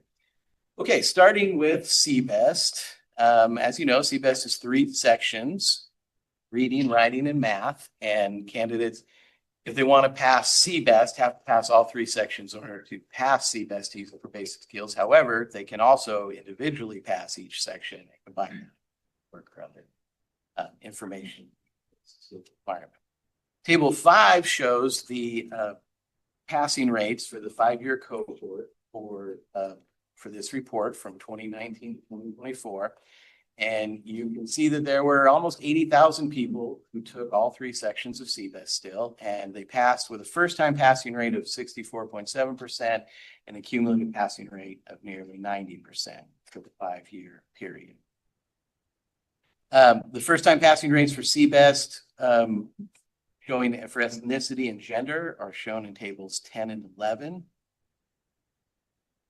And I'm going to move on to the CSET. CSET, again, measures candidates' competency in subject matter that they're going to teach. These are content-only exams, just to measure that content knowledge. And table 12 shows the titles of each of the CSETs, the domains measured, the number of subtests, and then the types of items on them. And You can see if you look at that table, there's a lot of them. We have 42 CSET titles and multiple subtests within those titles. So CSET is a very big program. As such, since the CSET began in 2003, there's been more than 450,000 individual registrations of that, which is really something for an assessment system. Table 13 shows the total number of examinees for the multiple and single subject CSETs for each of the 5 years listed in this report, and going back to the inception of each of those.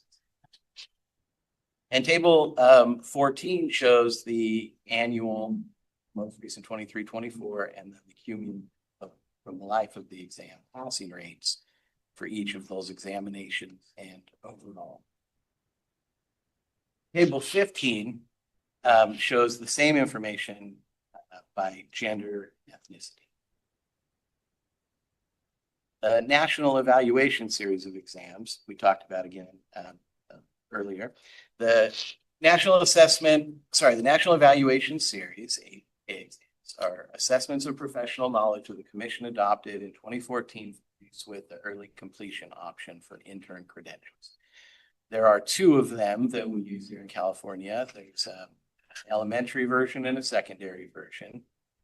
And table 17 and 18 show the it's annual and cumulative passing rates for each of those exams. And you can see those passing rates are pretty high compared to a lot of our exams. And one of the ways to think about that is that this is an off-the-shelf. We've talked a lot about off-the-shelf exams. This is one of the off-the-shelf exams that the commission uses.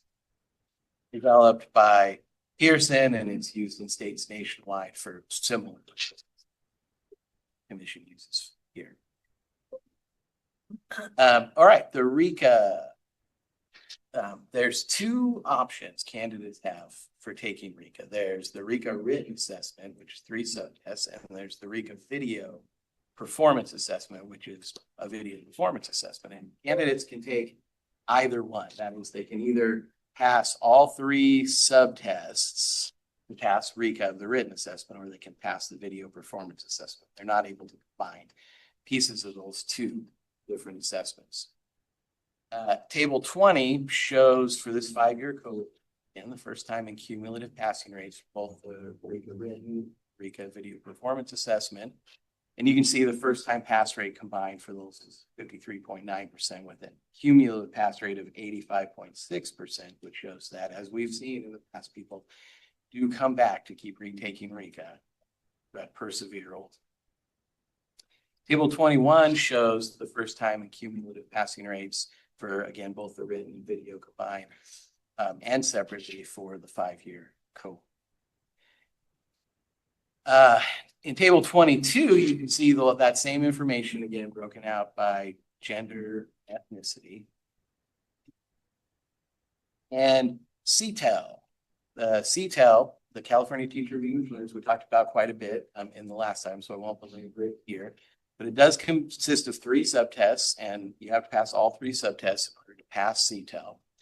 Table 24 shows the first time and cumulative passing rates for the 5-year cohort here from 2019 to 2024, 43.9% first time passing rate, 67.5% cumulative passing rate for people with all 3 subtests of CTEL.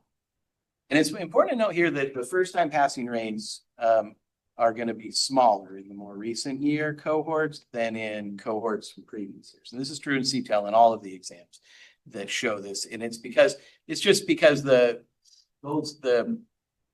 individuals who belong to previous year cohorts have had more opportunities to retest in order to eventually pass. And so that's why that cumulative passing rate is always a little bit here.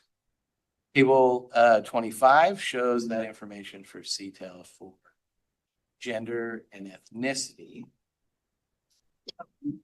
I'll move on to the CSET world languages. Now, some of the subtests, some of the tests in CSET, the titles in the program, are used both for subject matter examinations in world languages and for bilingual authorization examinations. And there's a series of CSET subtests that are used only for the authorization.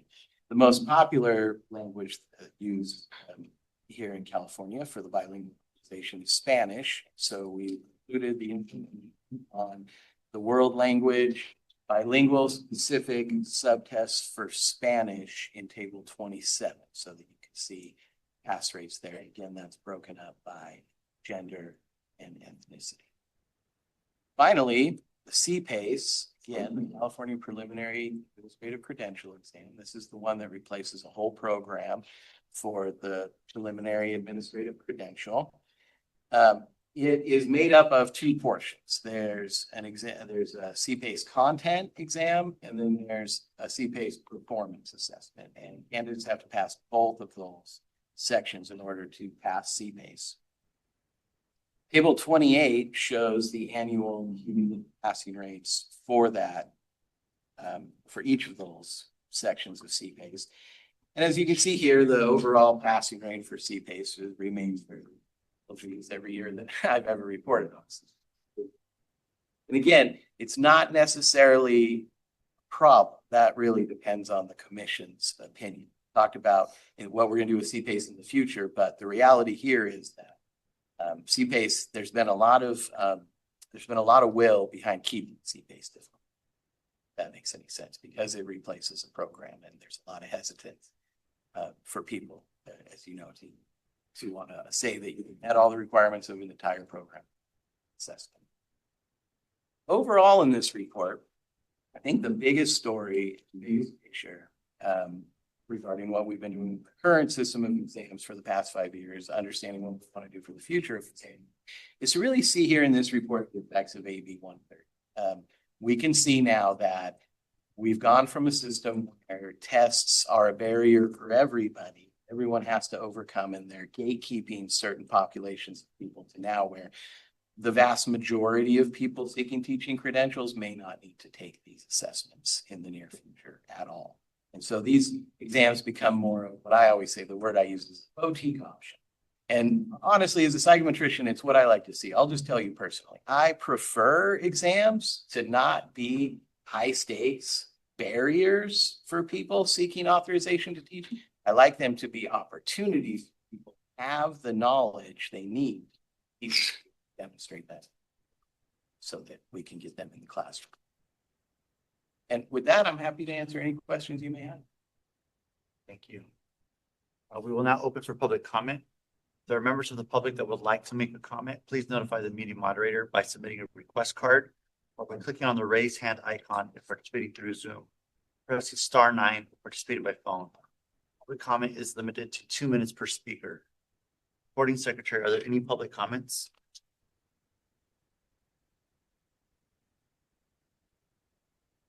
Sally Fox, please unmute your microphone and share.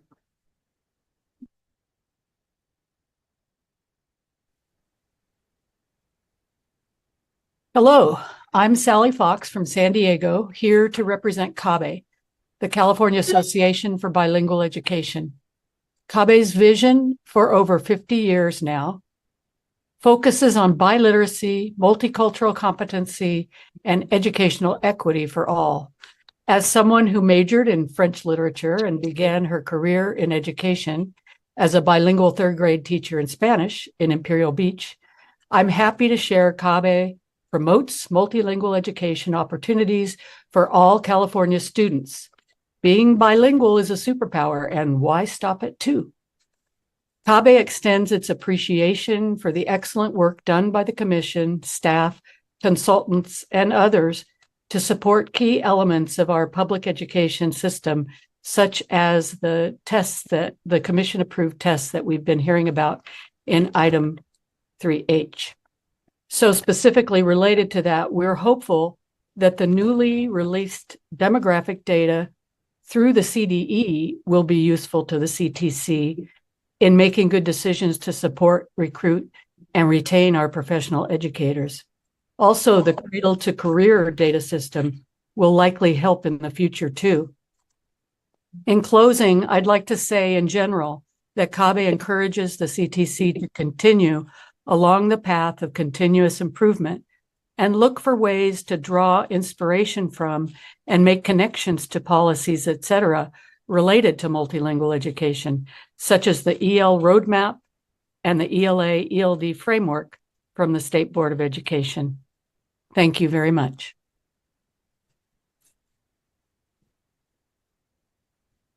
No additional. Public comment period for this item is now closed. Do commissioners have any questions or comments on this item? Davis, Commissioner Zapata? Do you want me to go first? I apologize, your voice got lost in the microphone system here. Hello again.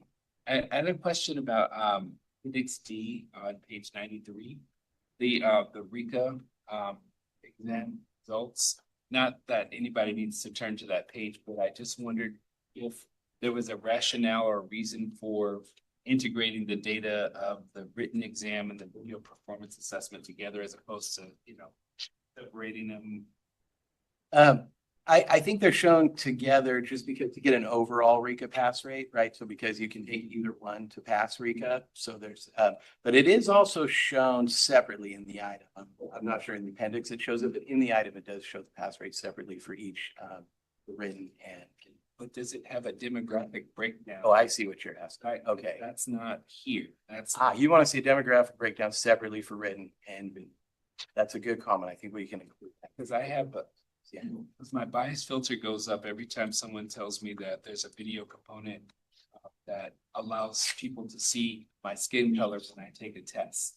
And when there is someone who is bias trained, who is assessing said ability, that I'd like to see that data separate all the time in the future, by the way, just so that I can see here and there where this is likely and to see best and tell you why. I have a friend who took the RICA 17 times and never passed it. And most of the times that she took it, he took the video portion. A lot of coaching to try to help her find alternatives around RICA. She never became a teacher. And one of my concerns with situations like that, I know it's a bit extreme. I don't know how many people fall in that category, but with the data that's here, it's hard to kind of measure that too. So. Yeah, no, I agree with you. I think that's definitely worth looking. Thank you. Commissioner Zapata? Yes, I just want to thank you, Mr. Taylor, for the data. I'm always interested in seeing how the demographic breakdown looks, and I appreciate you listening to us. And we asked for that, and I really enjoy seeing it. I know a lot of these are going away, but it's really interesting to see this happened. And a lot of the numbers, some of them gave me a chuckle. Just seeing how they worked out. It's just surprising sometimes, but not a happy, funny chuckle, but interesting how things work out. But good to see how these tests can keep certain populations out of the profession. We need to be aware of that. The only way to see that is to have the data disaggregated in this way. So we appreciate all the work. Thank you so much. Commissioners?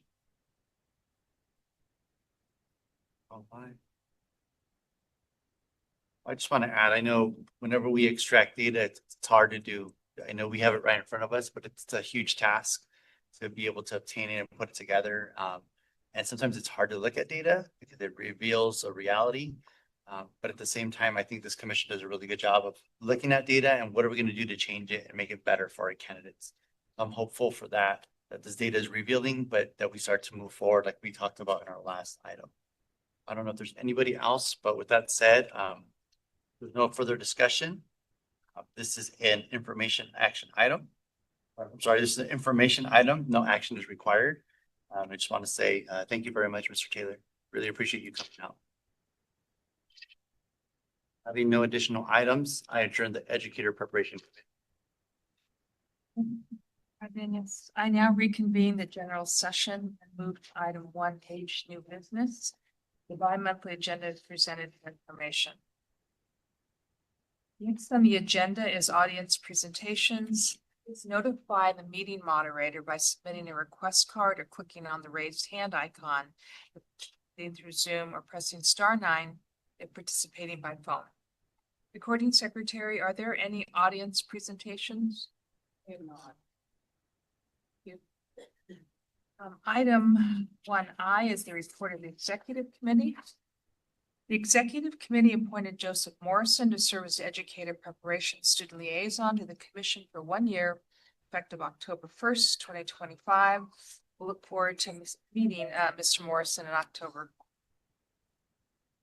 I will now recess the general session. Members of the commission will go into closed session. The general session will reconvene after the closed session. Bye, everyone. All the online. Wait, what about these guys up here? Yeah. Zoom folks. It's 10 minutes for the closed session. 10 minutes, we'll start closed session. We sent it with me. Email and it, I think. Yes, Commissioner Lit and Commissioner Cotton, if you're able to. We just email the link to you. We